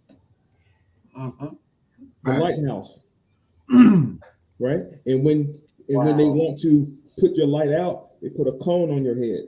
What's called a pyramid, lighthouse. That's the don'ts. Knowledge. Yeah. Don't ever think that don'ts mean stupid. Don'ts. Yeah. The witches and the wizards had on don'ts hats. Wise, wisdom, magic. All right, oh yeah. Yeah, we should have had Ponder here for the word magic PowerPoint. Oh my God. We gotta have much he more exploded. So do a part two. Let's do it. Yeah, most definitely. We actually have a last part in it, so I'm definitely gonna have the link shot to you so you could come build with us, because that word magic PowerPoint it's about education decoded. It's complete. It goes all the way in, from the Magi, from Persia, from even before that in Egypt, and how it turned into the magistrate. We went all the way in. We took Did that. Y'all go to shul? Huh? Did y'all go to shul? No, we did. No, we did not. See, that's what I'm saying. School. Oh, school. Yeah, no, yeah. We went. Yeah. In Hebrew, school means shul. Shul also means hell. Did y'all go to hell and learn? Right. Yeah. Yeah. No, but we did find out that wood is the number one place where energy is stored. Right. That's what it gives number 2 pencil. Yeah. Wood. Right. So we looked at the pencil being a hexagram shape. And everything. I mean, we broke that pencil down. We broke the paper down, the spell writing, the whole curses, and all of that shit. We broke all of that shit down. But this is a great show, and it's exactly what I thought it would be. As far as can we make it in our future where we keep bringing the minister back on a periodic basis, because of what's happening now. Anytime our chat blows up like they're doing now, that's for us to know that we got to get you back on. We got to find out where you're most comfortable at next time, and we can stick with that. But already you're adding great value to our show, and I'm glad that Tazz picked this subject for us to go over. It's long. Most definitely, most definitely. So the secretion, all right. We find the secretion being talked. Excuse me. Oh, Yeah. sis. Whoa, go ahead. Sorry to bust you. Sorry to bust you up. Hold on. Slow down. Go ahead, sis. The hell? Could you go back a couple? The colostrum, sis. Yeah. What was the one? Yeah, back to the collage. Okay. So Tazz, you did a very powerful PowerPoint on Lucifer Decoded. Yeah. Okay. If anybody want to get a deeper breakdown of what you and the minister were talking about, they really need to go back to that PowerPoint, because you break down a lot of the phosphor that the Bible was talking about. So when you go in your Webster's dictionary, right? You have two different phosphoruses. Okay. One is the chemical spelled PHOSPHOROUS. And then the second phosphorus is PHOSPHORUS. Okay. And that is Northern Latin. It means phosphor, light bearing. A phosphorescent substance or body, one that shines or glows in the dark. A non-metallic, multivalent element of the nitrogen family that occurs widely. So when we're talking about phosphorus and the glow that we have as a people, I'm trying to how do I break the Tazz, go back to the next slide. Yes, I think that's the one I'm looking for.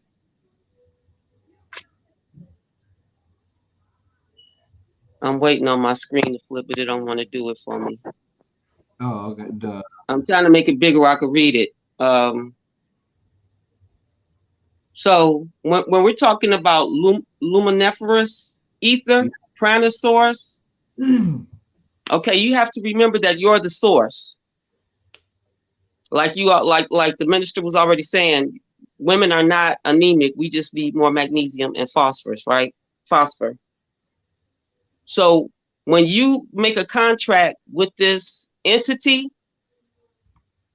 that is when you submit yourself, all your God power to another entity. You stop.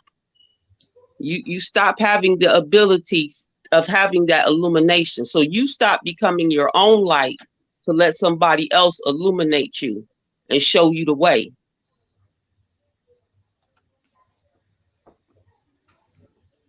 And that's what we want to avoid. We do not want to make contracts with entities that take us out of self. Hold on, sis. Point of order. The contract was made when Adam and Eve had the conversation with the seraphim. Okay? In the garden, right? The seraphim had a conversation with Eve. And I'm calling it a seraphim. Don't you dare call it a serpent unless you know what a serpent is. Right? A serpent is a dragon. It's called a worm. Several worms. It's why the worm got mentioned again in Revelation. And I want to let people understand that the book of Revelation is Jesus talking. Jesus, that's the only book Jesus has is Revelation. It's his book. It tells you in the beginning, this is the revelation of Jesus Christ as he told to John. He's talking to John about what's going to happen. Long time ago. Revelation ain't coming because first Elijah must come back, the Bible says, then Revelation will come. But the point is, the contract was made when the serpent had the contract with Eve in the garden. That's why the apple parable is always compared to giving an apple to teachers, educators, information, knowledge. And that's what he was offering. More knowledge, more light, the light bearer, the one who created the light in the beginning when he got cast down here. See, Lucifer comes from Caligastia, which is the third heaven of Satania. When he got out, he got sent down to Q, which is a dark water planet. It's a prison planet. So when he came here, the first thing he did was do what he do. He was the bearer of light, phosphorus. He sprinkled phosphorus in the atmosphere. He didn't create the sun. It said created light. He made the sun the second day. Continue.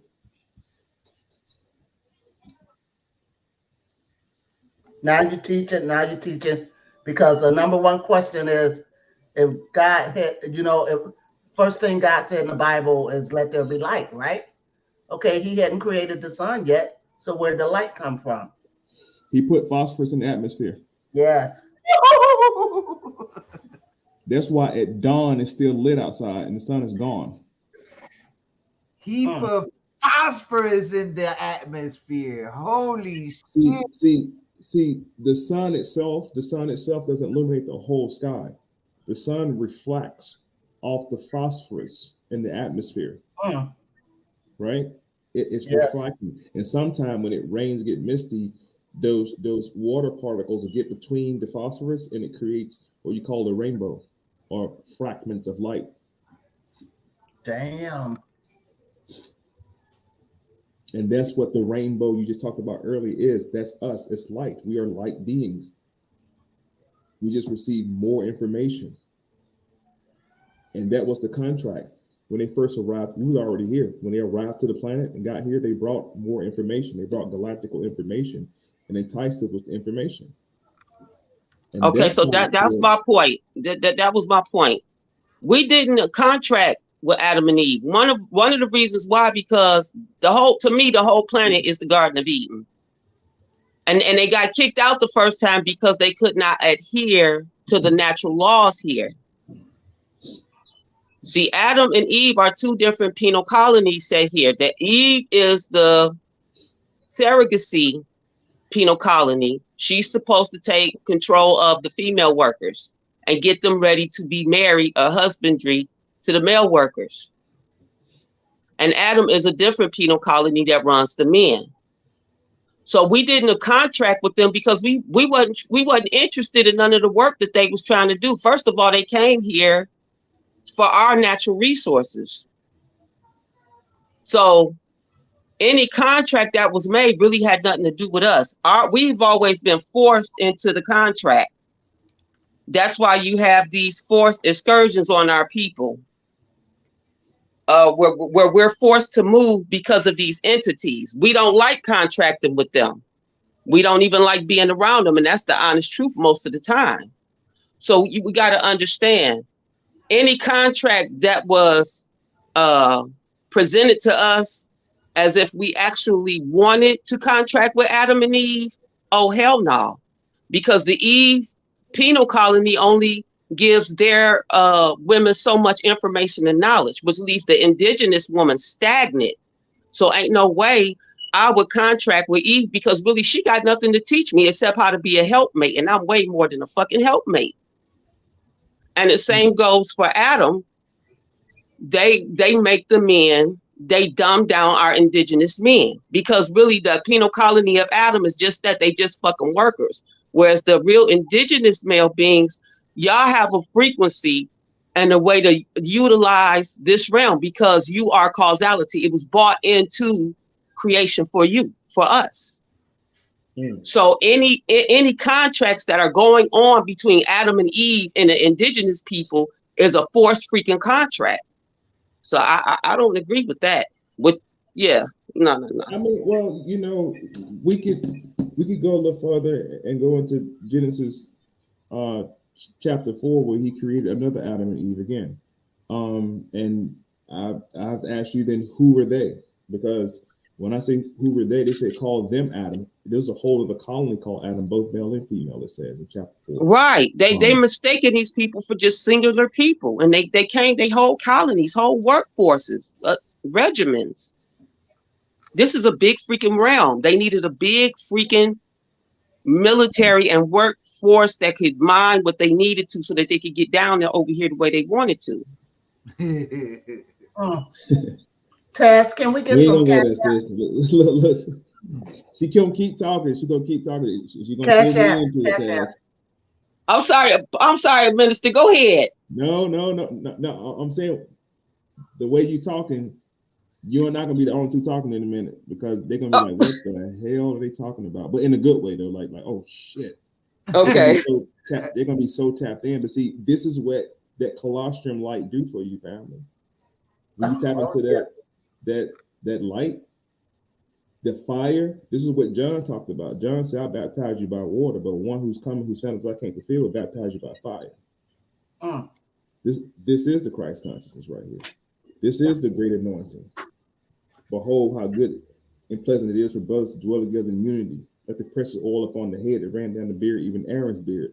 This sacred ceremonial thing that they be doing started back. If you look up the god Sobek, Sobek, Sobek was the first one. The crocodile. This is where the oil comes from. They was remimicking a sacred ceremony. This is where Christians are getting all this stuff from. That's why you can't even mention words like Christ without thinking about Christianity or Jesus, which has no relation, because we know Jesus was not a Christian in the first place, right?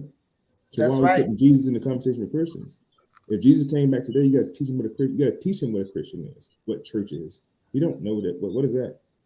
You have to show him what that is, because it was created and it was fashioned in such a way that it's going to cause confusion. But to the sister's point, she's right. And this is a lecture I think I had started. I didn't get a chance to finish the part 2. It's called Sticks and Stones versus Blood and Bones. Yep, I watched that. And I'm talking about the Orion Empire. Everything I say in the next 2 seconds, y'all better listen to me, because you're going to see it in a second. We're going to listen. The Orion Empire. You have what's called the Galactical Federation that's been here since 2002. This is the Galactical Federation. They've been here. This is who the League of Nations UN has to report to. Everybody got to report up to what they do down here. Right? The Satar Queens. Those are the ones who had dominion over this realm. The entire realm. The Satar Queens got that portion. Right? So you have the sister's telling y'all about these workers that they put down here, but she ain't telling you about the dukes who come from Canis Major and Canis Minor. These are the feudal lords. These are the ones that cut your head off, don't care. They look like gargoyles, or what they call werewolves. They come from Canis Major, the canine planet. Look up Canis Major, look like a dog. That's where they come from. I don't have to make this shit up. And that's before the Draconians even got here. So we can go there and talk about some real stuff about where this stuff comes from. Go there. You know what I'm saying? And I think they already know that. I'm coming on here. I want everybody to go in. There it is. That's Canis Major. You got Canis Major and you have Canis Minor. Then you have the Orion star system. And from the Orion, the Aryans come from the Orion star system, not the skinhead white people, not the Aryans, the real Aryans, the ones that were helping Hitler. Yes. And there you go. Orion, that's this I'm telling y'all, they're already here. So you're going to start seeing it more and more. Google ain't going to be able to contain the sightings y'all about to start seeing no more. The images and the videos. That's Canis Minor and Canis Major. The Orion Galactical Federation is right next door. Yep. It's hunting dogs. The only reason they came here in 2002, see, they thought they was coming in 2000. That's why they had y'all scared in 99 buying everything up in the store. Y2K shit. They came in 2002 because our calendar is not aligned to their calendar. We got the wrong calendar. Right. And I don't mean 12 months a year. I mean the galactical calendar. We're going by the zodiac. What's your sign, girl? What's your sign? That's the wrong calendar. You go by the calendar of Dendor, the ancient galactical calendar. And that's what the times you're seeing right now is happening. That's why you feel a little bit not afraid anymore. In fact, that's why I don't knock Christianity, because at least Black Christians know they're returning back up there. A spaceship coming to get them, and y'all laughing at them. Y'all laughing at them because they worshiping Jesus, right? Y'all think that's crazy until you read John 8:23, and Jesus told y'all, I'm from up there, y'all from down here, I ain't from down here. And then you realize Jesus, whose real name is Celinda, come from the Galactical Federations. And the Great War in Heaven, and why they put up what's called the net, the Neberu etheric bearing across the planet. The net is gone now. It was etheric net over the planet for years. And so, if I said the word Barbello, would that mean anything to you? Barbello? Yeah. I never heard of it. Okay. Well, you have now. Lightning. You have now, my brother. Barbellos. That's what Jesus said he came from. And it's the place of where his father lives. And what it is what it's the sun. The sun, there's a sun, and then there's a sun over that, and a sun over that. So if we go to the brightest light that there is, that's the place, that's Barbello. That's where he can say, me and my father, me and my father are from there. That's why as the sun, that's why he gets to come down as the sun, because he lives in that spot called Barbello with his father. So check it out one day, Barbellos. I'm checking it out. That's where he lived with his dad at. Where I know Jesus to be from is from Shemquel, the third heaven. Mm-hmm. In fact, when he leaves this arena and ascends back up like he tells you he's about to go do, his name is Celinda. Oh, did he say it? Celinda is his name when he's not here. That's why I don't get caught up in that Jesus talk, because I know who he is. And just to answer right quick to Tanya Bunn, does the minister have a channel? Yes, sis. He be rocking hard on Instagram. Check him out under Minister Informing. But he also does have a YouTube channel. So be sure to check him out under the minister, under parentheses MOI. That's his YouTube channel. He also has a TikTok. The minister. Man, TikTok be bullshit, man. TikTok, let me do. I can't do nothing over there. Yeah. They ain't treating you right over there, bro. They too sensitive, man. Oh yeah, they super sensitive. Oh, wow. Yeah, they are super sensitive. You think Facebook be on bullshit? No, TikTok be on some garbage, on some straight garbage. If you ain't shaking your butt, man, TikTok will kick you off. You gotta shake your butt. That's why you got Google up. Can you punch that in? BARBELOS. BAR what? BELOS. Barbellos. Barbellos, okay. Yeah. It says Barbello refers to the first emanation of God in several forms of Gnostic cosmogony. Barbello is often depicted as a supreme female principle. Okay.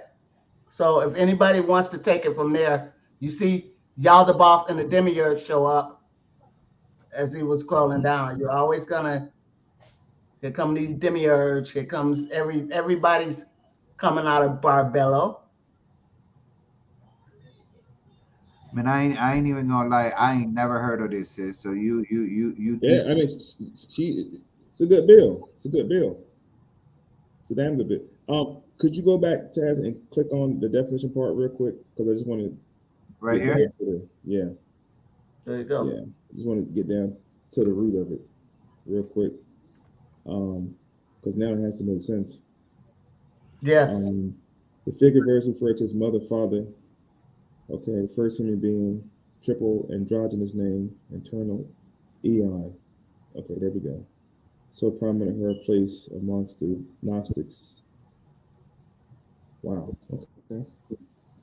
That's interesting.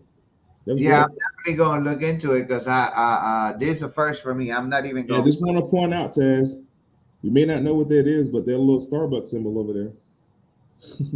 Oh, what the hell? Bet you don't know what the Starbucks symbol. Come on now, y'all. Y'all got to listen. Signs and symbols are for the conscious mind. That's right. That's right.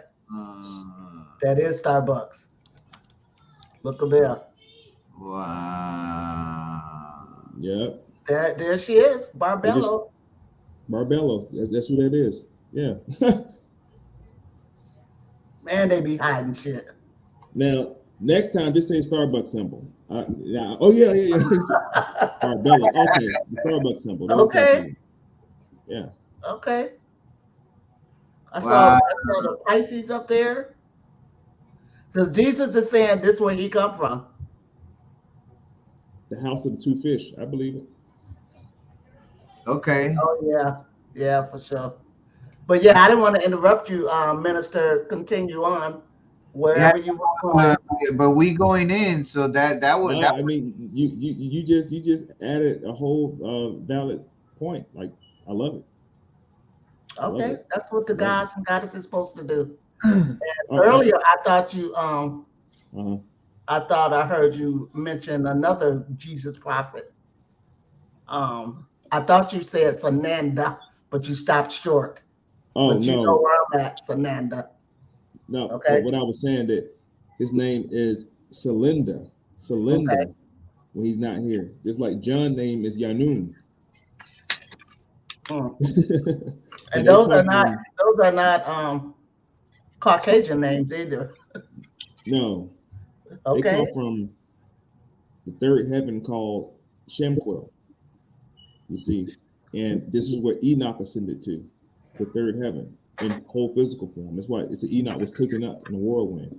Uh-huh. Right? He went to the third heaven, Shemquel. So when we get talking about Jesus, when we let's just leave the earth plane for 1 second, and y'all just get in the spaceship with me for a second. Hop in your spaceship for a second, right? Give him the mic and the platform, Tazz. When we Put the spotlight on. when we leave this realm that we call, well, you call Earth, Q, Tiamat, Terra Minor, Terra Major, this platform, we leave this platform and ascend, there are many other realms to go to. Jesus said, in my Father's house, there are many mansions. Many mansions. How do you get a mansion inside of a house? That's the question. You have to he's referring to the different mansion worlds. There are several different mansion worlds. One of those mansion worlds is called Lordak. And Lordak and Centania is the two most prominent galactic worlds. And this is where Lucifer comes from. He was a created son. He's not one of the L's. He's not Michael or Raphael or Istophel or Gardiel or Jibrael. He's not one of those. Those are the creators. They got rulership and dominion over all the bodies from their father El or Ilion. Now, when Lucifer was going around telling everybody that there is no Most High, I stand on my own. I have the knowledge. There is no God. The book of Psalms, I think Psalms 110 talks about the heavenly council. The heavenly council got together and they dispatched Michael. Now, Christ Michael. That's why these words, Christ and Jesus, y'all, these are lower vibrating trigger words that we must understand what and who they really are when we say Christ and Christos. And if I say Christ Michael, it's the one that Christians worship. Because Christ Michael in human form is also who? Melchizedek. And Melchizedek came to set up a city. And this was the first colony. The first colony to be established by Christ Michael was called Jerusalem, Yahweh, city of peace. And in order to get the territory on earth on Terra, he dispatched Abram, who later was called Abraham, to go and take over this territory that we call Sodom and Gomorrah. Ooh. That's the territory that Christ Michael wanted, or Melchizedek. He wanted that territory, so dispatching Abraham. See, Abraham comes from the city of Ur. He's a Chaldean. They're fierce warriors. He come from the seed of Nimrod. But are these penal colonies that they're setting up? This is the first penal colony that was being established. Okay, so they are.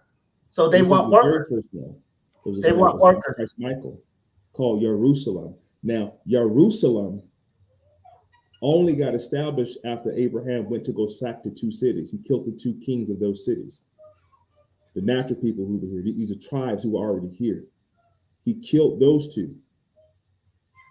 Heather, yes, Urantia book talks about the seven heavens, absolutely. He went to go kill these two kings. When he came back, he had to give a tenth of what he got to Melchizedek. A tenth of all the riches and the spoils. Melchizedek took dominion over all that land, and the first colony was beginning to be established. Who established that first colony? Lot. Who is Lot? That's the nephew of Abraham. And once Abraham went to go do that deed for Christ Michael, guess what Christ Michael told him? You will be the father of a multitude of nations. Abraham became the prototype of which they sprouted up other penal colonies. Jerusalem was the capital city. Sodom and Gomorrah ended up getting blown up. Christ Michael returned with two other angels, and they met Abraham at the tent. This is in the Bible. And they got to talking to Abraham at the tent, and Abraham sent for a little boy to go kill a cow, and they ate hamburgers and drank milk. That's what I'm gonna say. Two of the angelic beings went into Sodom and Gomorrah to check on their real estate. The local people is no different than a watch riot or any kind of riot. The local villagers like, give us those two motherfuckers. We know who to kill. Right. Lot did not want to give them up. Lot offered his daughters to the people. They said, we don't want your daughters. We want those two angels. Now, in church, they try to make it sound like it was a need of homosexuality. Right. No. It ain't about sex. Keep your daughters. We want to kill them two motherfuckers who tore our territory up. See, when you read it, family, this is an old ancient war. You actually should read Revelation to Genesis. You get a better understanding. Read it back to front, not front to back. So you read it back to front, front to back. You have a whole other understanding of what's happening. Revelation become the book of prophecy for what's to come in Genesis, if you read it that way. This real estate was already set up and established under Melchizedek, the city of Sodom and Gomorrah, who was not in compliance with the penal laws, you want to call them that. They destroyed it and blew it up. Okay, so minister, I don't want to stop you, but I don't want to lose my question either. So in the Old Testament, or specifically the Genesis through the Deuteronomy or the Torah, why was Yahweh doing all that damn killing? He's establishing these penal colonies, so he's taking over cities. So the God, and this is what Salima is always trying to pinpoint, is that the gods and the lords that they're talking about in the Bible are nothing more than wardens. Yeah, they're wardens, but we have to call them by their names. Okay. You're absolutely correct. And that's what I was saying. Christ Michael and Yahweh. Now, Yahweh was the one that came down and was fucking with Nimrod. Yahweh comes before Christ Michael. When Nimrod was trying to reestablish the original people's colony, okay, let's talk about it now. And I want y'all to follow along. When Nimrod was trying to establish the capital city that they now call Babel, and when Yahweh came down and said, they are about to build a mountain. It's called a ziggurat. It wasn't a tower, by the way, family. It's a ziggurat. The ziggurat was about to surpass the mountain from which these landlords of the penal colonies resided on. When they looked down the mountain and saw that they was building a bigger mountain that's going to surpass them, they went down there and came back up and said, they're building some shit that's about to be bigger than ours. If we don't go down there and fuck them up now, we're going to lose the whole colony. Right. These are the people uniting together, because up until the time of Nimrod, see Nimrod was a Gabor. Nimrod was of the original people here, a Gabor. We were 7 foot, 8 foot tall. Nimrod was the original Gabor tribe. Right. And this is what they call it in what you said, the Torah or the Pentateuch. or what's called the Sapaharasa literature. This is the book of the upright ones. That's us, the original ones who were already here before the usurpers came and set up their colonies. Nimrod was trying to reestablish the colony because they all spoke what's called the Adamic language. And the language was keeping them together to unite to reestablish the colony. So Yahweh came down and confused and confounded their tongues. That was the second time. And over the colonies were destroyed. The first God, or let's say deity, the God of the Elohims, Yahweh Elohim. Yahweh Elohim flooded everything and destroyed the colony. You're going to see multiple destructions of the original colonies and uprisings and destructions and wars, all the way down to the time of who they call Yahud. By the time they got to Yahud, they began to genetically modify these beings. Remember, they came down with a whole nother bucket of information about genetics. Wow. And this is Yahud, or Jacob. Yes. Each tribe of Yahud represents every time they did an experiment. First tribe wasn't quite right. The first three sons of Yahud, the first three tribes, we're talking about thousands of people because Abraham already received the covenant from Christ Michael that he would be the father of many nations. Right. So why can't this story be taught in today's churches? Because they don't fuck with the Old Testament at all. Because the churches and the pastors and the preachers says they're under a divine covenant. And that divine covenant is called the Homogeneous Creed. And that's the creed they took to guard the secret. They are now the watchmen over us. That's what, see, slavery wasn't about what happened to you in 18 nothing. Right. That was to remind you who the usurpers were, who the invaders were. Don't y'all forget. Don't y'all forget y'all are workers. No, y'all are the workers. We're the lords of the manor. We're the real landlords. And everywhere you read, they came in with contract. The sister said with contracts. Yeah. And Mr. Oberthorpe came in and gave a contract to set up the colony of Georgia and the colony of Maryland. They tell y'all what the fuck going on. And y'all don't want to believe it. The sister's telling y'all right information. They tell you about the colonial period. That wasn't the first time this shit been colonized, family. That's just the last time it got colonized. And we just so happen to be this generation to hear the story. We was alive 20,000 years ago, we'd heard another colonization story. So aren't we ready to enter another contract according to them? No, their time is up. They gotta okay, go. So we're not going to enter another contract then. We ain't got to do nothing but just keep being black. Colloquial meaning, and we know we ain't black, but just keep being what we are and keep learning and keep doing what we're doing right now, which is feeding our people the right information. So when the galactical tribes show up, they ain't, we heard about y'all. Y'all from, we heard about y'all about 5 years ago. Yeah, we knew y'all was coming. So what's up? Y'all want some tea? We got to keep doing this right here and not be worried about this. See, white people are not our problem. They're already been taken care of, and they know that. Everything they touch is crumbling. We just can't get so under what's called psychoneurosis, which is a condition that we often have by associating ourselves with our oppressors. I saw that on your channel.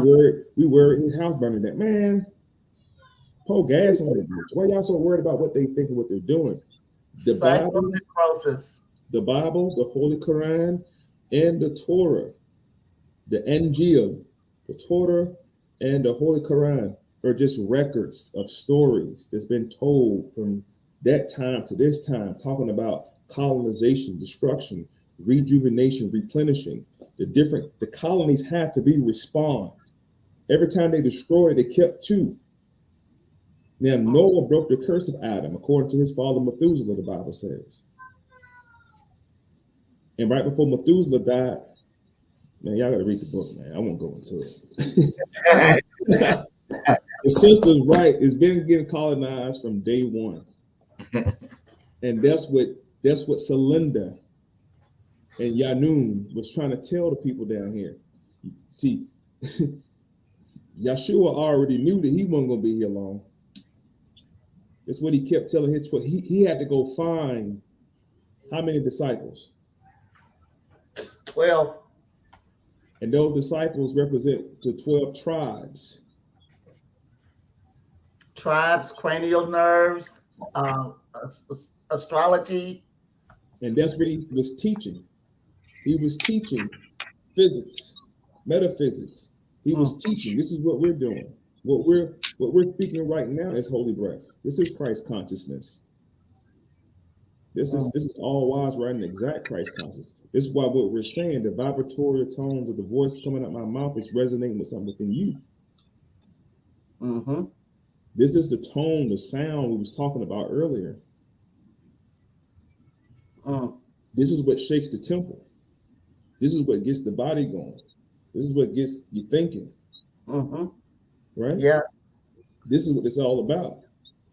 So we got to keep doing this right here is my point, family. Let's keep having these conversations, keep having these talks, and not be so concerned with time and not be so concerned with getting through the whole situation. We can do part 12 of this if you want to. We can go through every slide one day at a time and not rush ourselves. Can we at least know this? Can we at least know this? Where's the mothership connection? And is it going to land on this planet? Because I've been going to see Parliament since the 70s. That shit already here. And it's been here. Yeah, I saw it land at Wing Stadium. You're not going to see it. At Wing Stadium. No, you're not going to see it until they're ready for you to see it.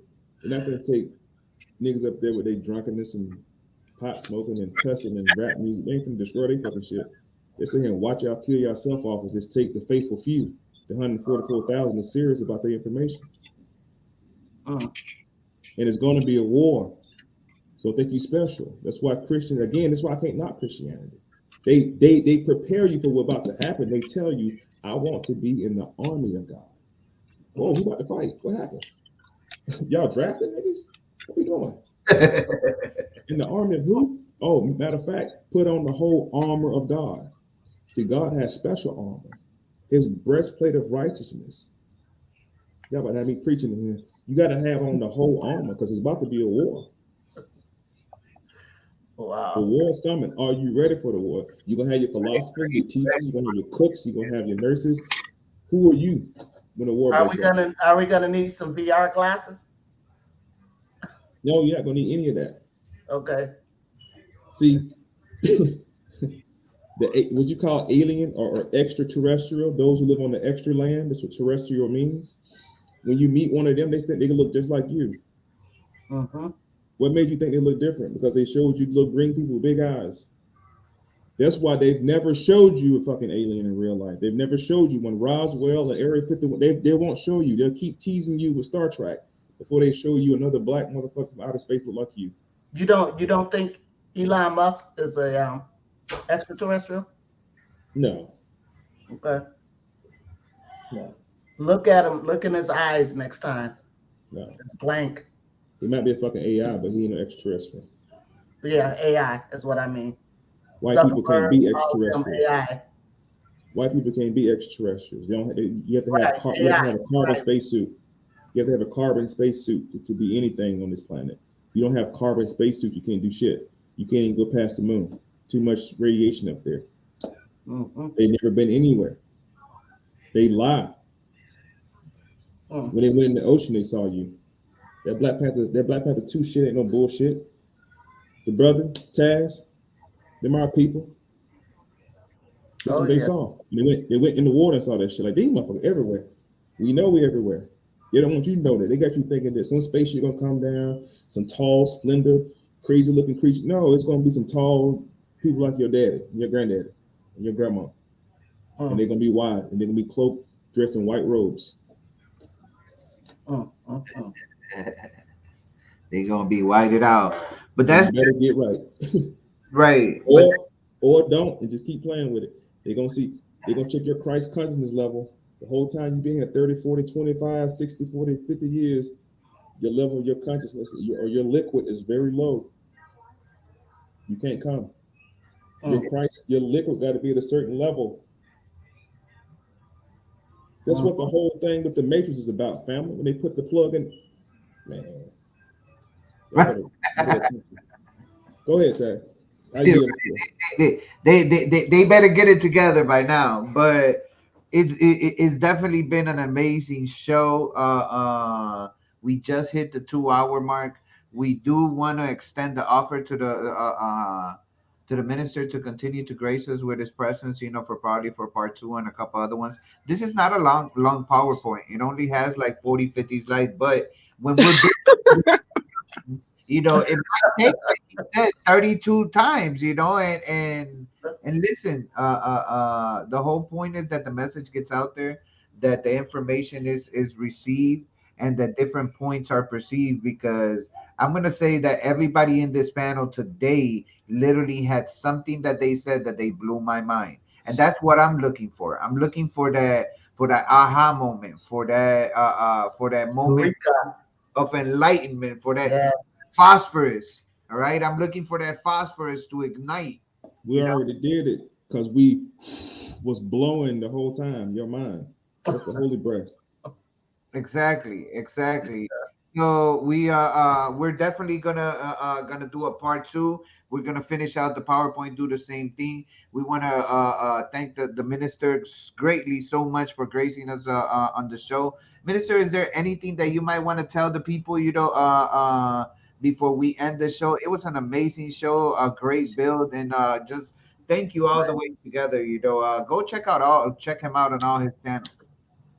Yeah, I want to first of all say I definitely appreciate the opportunity to come on here, and I want to tell the people now. See, I'm the type of person, when I used to do live lectures back in Norfolk, House of Consciousness. Shouts out to them, House of Consciousness up in Norfolk, Virginia. I used to talk for 4 or 5 hours straight, and I had 35, 45 people in a space for that long talking to them straight. They didn't want to go to the bathroom because they'll miss something. Crom, no, he was in there. They didn't even want to leave the space. So when I get to going, time, as long as y'all listen, I talk. These to my people. I understand time restraints, but see, we have to begin to make a paradigm shift, and we got to do what we got to make time. And you can make time. You make money, you can make time the same way. I want to leave y'all with Matthew 24:4. Matthew 24:4 out of the Bible. Jesus makes a point, and this is going with the whole Christ consciousness. We brought up Jesus and all the information as well, and I want to just share this with y'all real quick, because my teacher, Dr. Malachi Ziort, said, go in and read only what Jesus said, and then go back and only read what God said. And by doing that, I can tell you what Jesus said, nothing else. Jesus said in Matthew 24:4, he said, watch out that no one deceives you. Watch out that no one deceives you. For many shall come in my name, saying, I am Christ, and deceive many. So I knew this at the beginning of our time when we started this lecture, dealing with Christ consciousness. I wanted to see what everybody knew first, but I'm here to tell y'all, Jesus knew he wasn't the Christ. And he tells you he's not the Christ. I am is first person singular. Tazz is gonna show up and say that he's Chef Ponder. Don't believe him. He's not. But many will be deceived and think that he is. And then you're gonna hear of what? Wars and rumors of wars. Because the war's about to start. See that you not be troubled, for all these things must come to pass, but this is not the end. That's right. And we have to understand the real artificer, the real creator of this world. And I'm gonna leave y'all with I'm gonna leave y'all with 2 Corinthians 4:4. And I'm gonna pass the mic. I just want to show y'all in the book who runs this planet. Well, shit, can you still do it? Yeah, right there. Okay, come on. Go to 2 Corinthians 4:4. Make sure it's the KJV. Shouts out to my Hebrew Israelites, brother. They told me if it ain't the KJV, don't read Correct. it. No Living Translation, no New Standard, no. It got to be the KJV. 2 Corinthians what? 4:4. 4. Chapter 4, verse 4. Okay.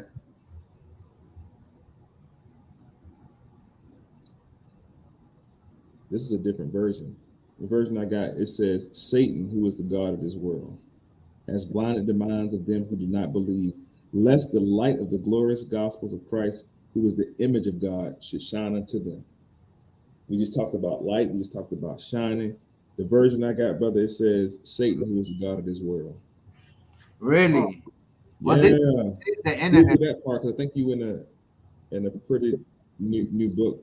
That's not the King James version. King James version be like thou, thee, the old English. KJV standard up there. Yeah. That is KJV. Type in Satan, who's the God of this world.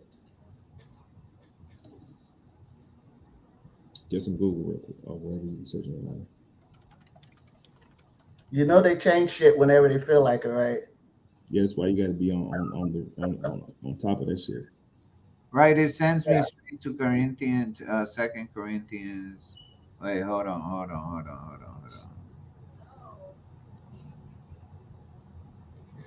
Read. There you go. Bible Read. Gateway. That's my cue.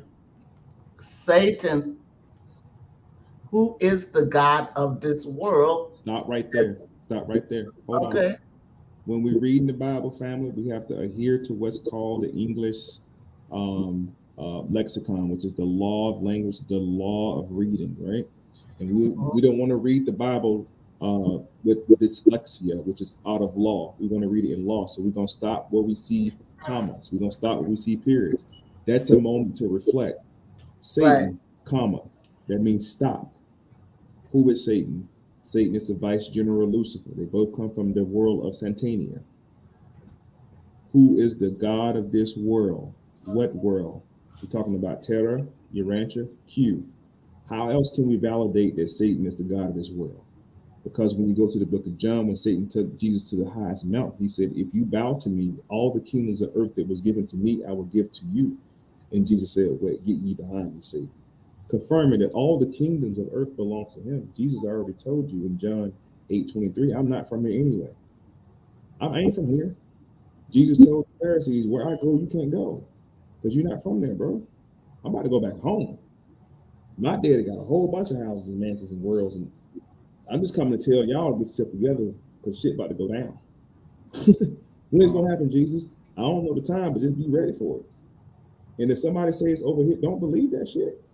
If they say, this is Jesus talking, listen, if somebody tell you heaven is above or over there, don't you believe them? The kingdom of heaven is within you.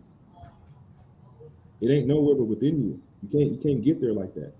But can't nobody get to that shit but through me anyway, through my teachings and understandings. If you obey my word and my law, Jesus said. That's the only way you're going to even survive this crazy shit, right? He has blinded the minds of those who don't believe. They're unable to see the glorious light of the good news. What light are we talking about? All the time you see news, when you read something, you hear something, it's a feeling, it's the light of the mind. That's why it was created in darkness. They don't understand the message about the glory of Christ, who is in the exact likeness of God.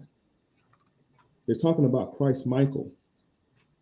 Christ Michael is in the exact likeness of the Creator.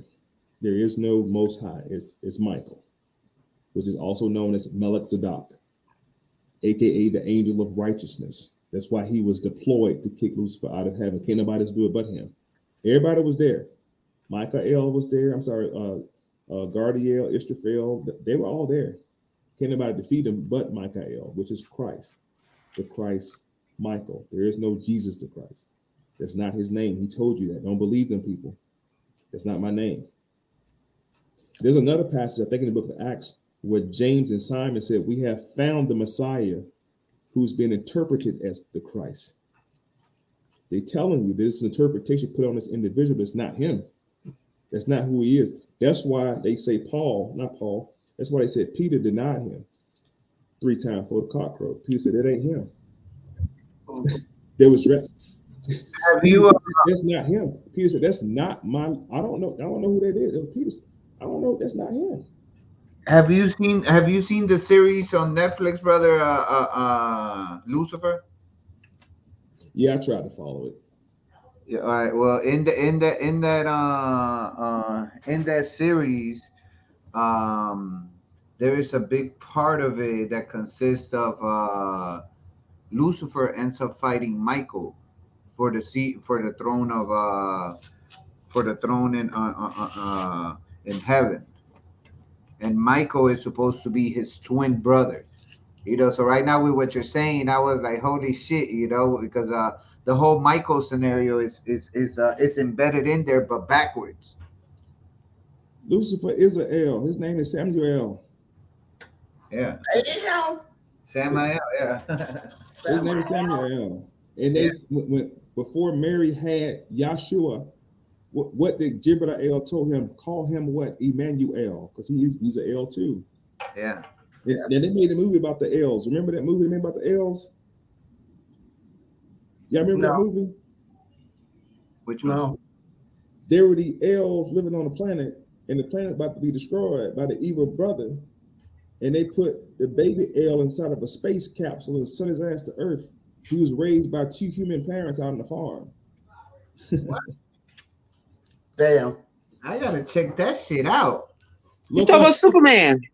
Look up what was Superman's name, bro. I'm gonna let it go. I'm through with it. Man, y'all better read. This is intergalactical stuff, man. We don't look at textbooks. We're on a soul plane. If you look up Superman's real name and his dad's real name, they were both L's. That was the planet. What? Damn. Yep. Kyle? Kyle. Kyle, I said it. Yeah, I said it when he first said it. Kyle. Kyle. Well, Tazz and Salima know I ain't never seen no Superman, but one day go back and watch all of it. I ain't never seen Superman, Batman, none of those men. Listen, but check it out. I'm in the midst of going back. Superpowers. He had superpowers when he came down here. And this realm is superpowers, and his realm is regular. It ain't nothing. That's why Jesus, when he go back up to heaven, like he's nobody. All right, yeah, we can all do that shit. We can do the same thing you do. You know what I'm saying? Down here, he's somebody. He's a superhero down here. All this stuff is coded in the. Again, I'm 40 family, so I was born in the era of things like the Thundercats. When they would hold that sword up to this pineal gland, and he say sight beyond sight, and that pineal gland unlocked with the eye and shoot out that beam of light. And he had the Holy Father behind him. Lionel was goddamn Christ also. He always would appear with that ancestor ghost standing behind him. This shit been out.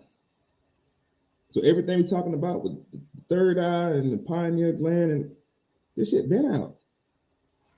See, what happened was my generation, I said everybody in the 80s didn't pass it down to the babies of the 90s.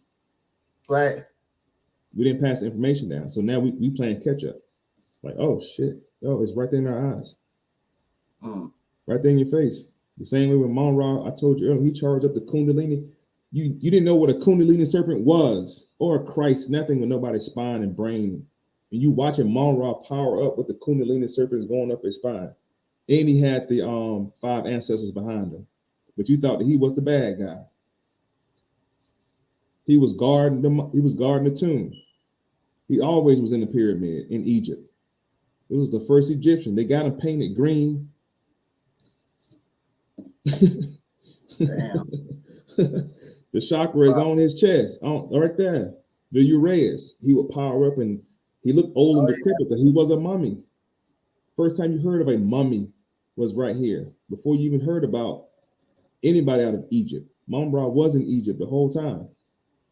He was a priest. He was a Coptic priest. Damn. He was an avatar for all the ancestors to guard the tomb, because them goddamn cat worshippers came down from Thundora. But they conquered Egypt. That's what Catholics come from. The age of the Sphinx. I got what? Okay. All right. You're gonna make somebody's head hurt today. All right, y'all. I appreciate y'all. I'm gonna pass the mic. They're like, God.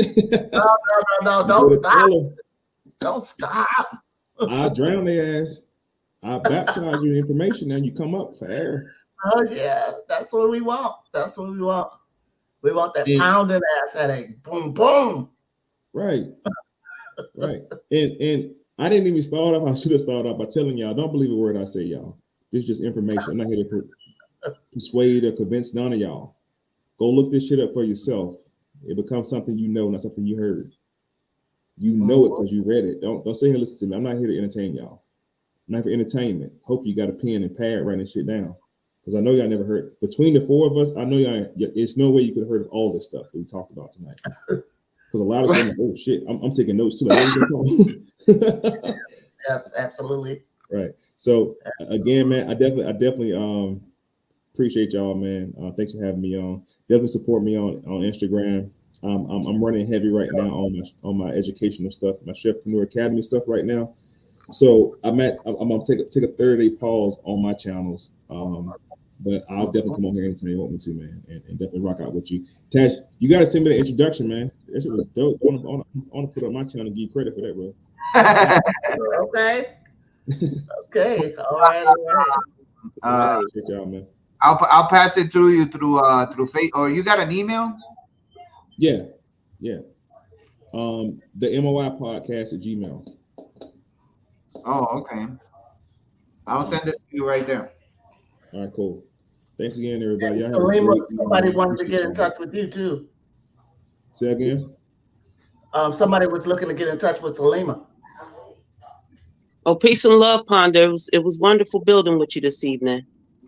Yeah. And anytime, sis. Any freaking time. Anytime. We got to jump on here together and just carve out just like fuck going. Like we can go live for 2 hours, then just talk another 2 hours off live or something like that. Right. Okay. No problem. Some great information, sis. Keep it up. Peace. Sure. Thank you. Gratitude. Yep. Wholeness, love, and light, Ponder. Thank you for accepting the invitation. And you started out our year. So anybody else who come on, they got a measuring cup now. That's a hell of a fucking measuring cup. Hell yeah. But with that said, we want to thank everybody. The chat was on fire. We appreciate y'all. We love y'all. We do what we do for not only for ourselves, but also for y'all. Y'all help us build this little channels that we have going together or whatever. So make sure that you check us all out. Check out the Empress Salima, the goddess herself, Yahsinni, and check out all my content. Let me know what you think. Give me a subscribe, hit me a like, or even tell me if you don't like it. I'm always looking to learn more, and other perspectives. So I appreciate you. I appreciate y'all. And with that said, we're gonna leave you guys the same exact way that we came. In peace. Peace, y'all. Peace. And love.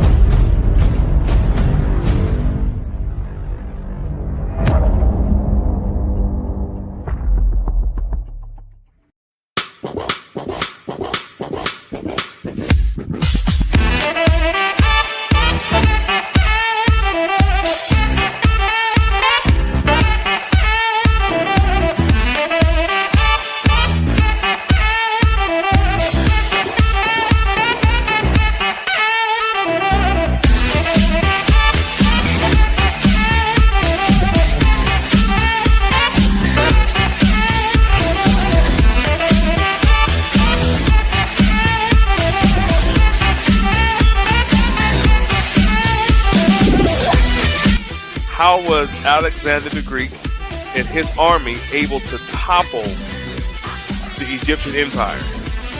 You will never read anywhere worth reading did Egypt ever had a standing army. Civilized people didn't need an army. They didn't need jail. They were civilized.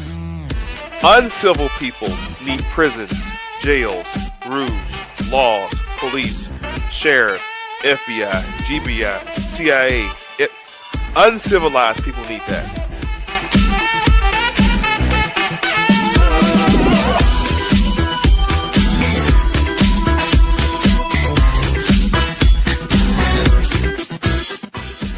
Peace and light, fam. What's going on? It's your boy MOI in the building.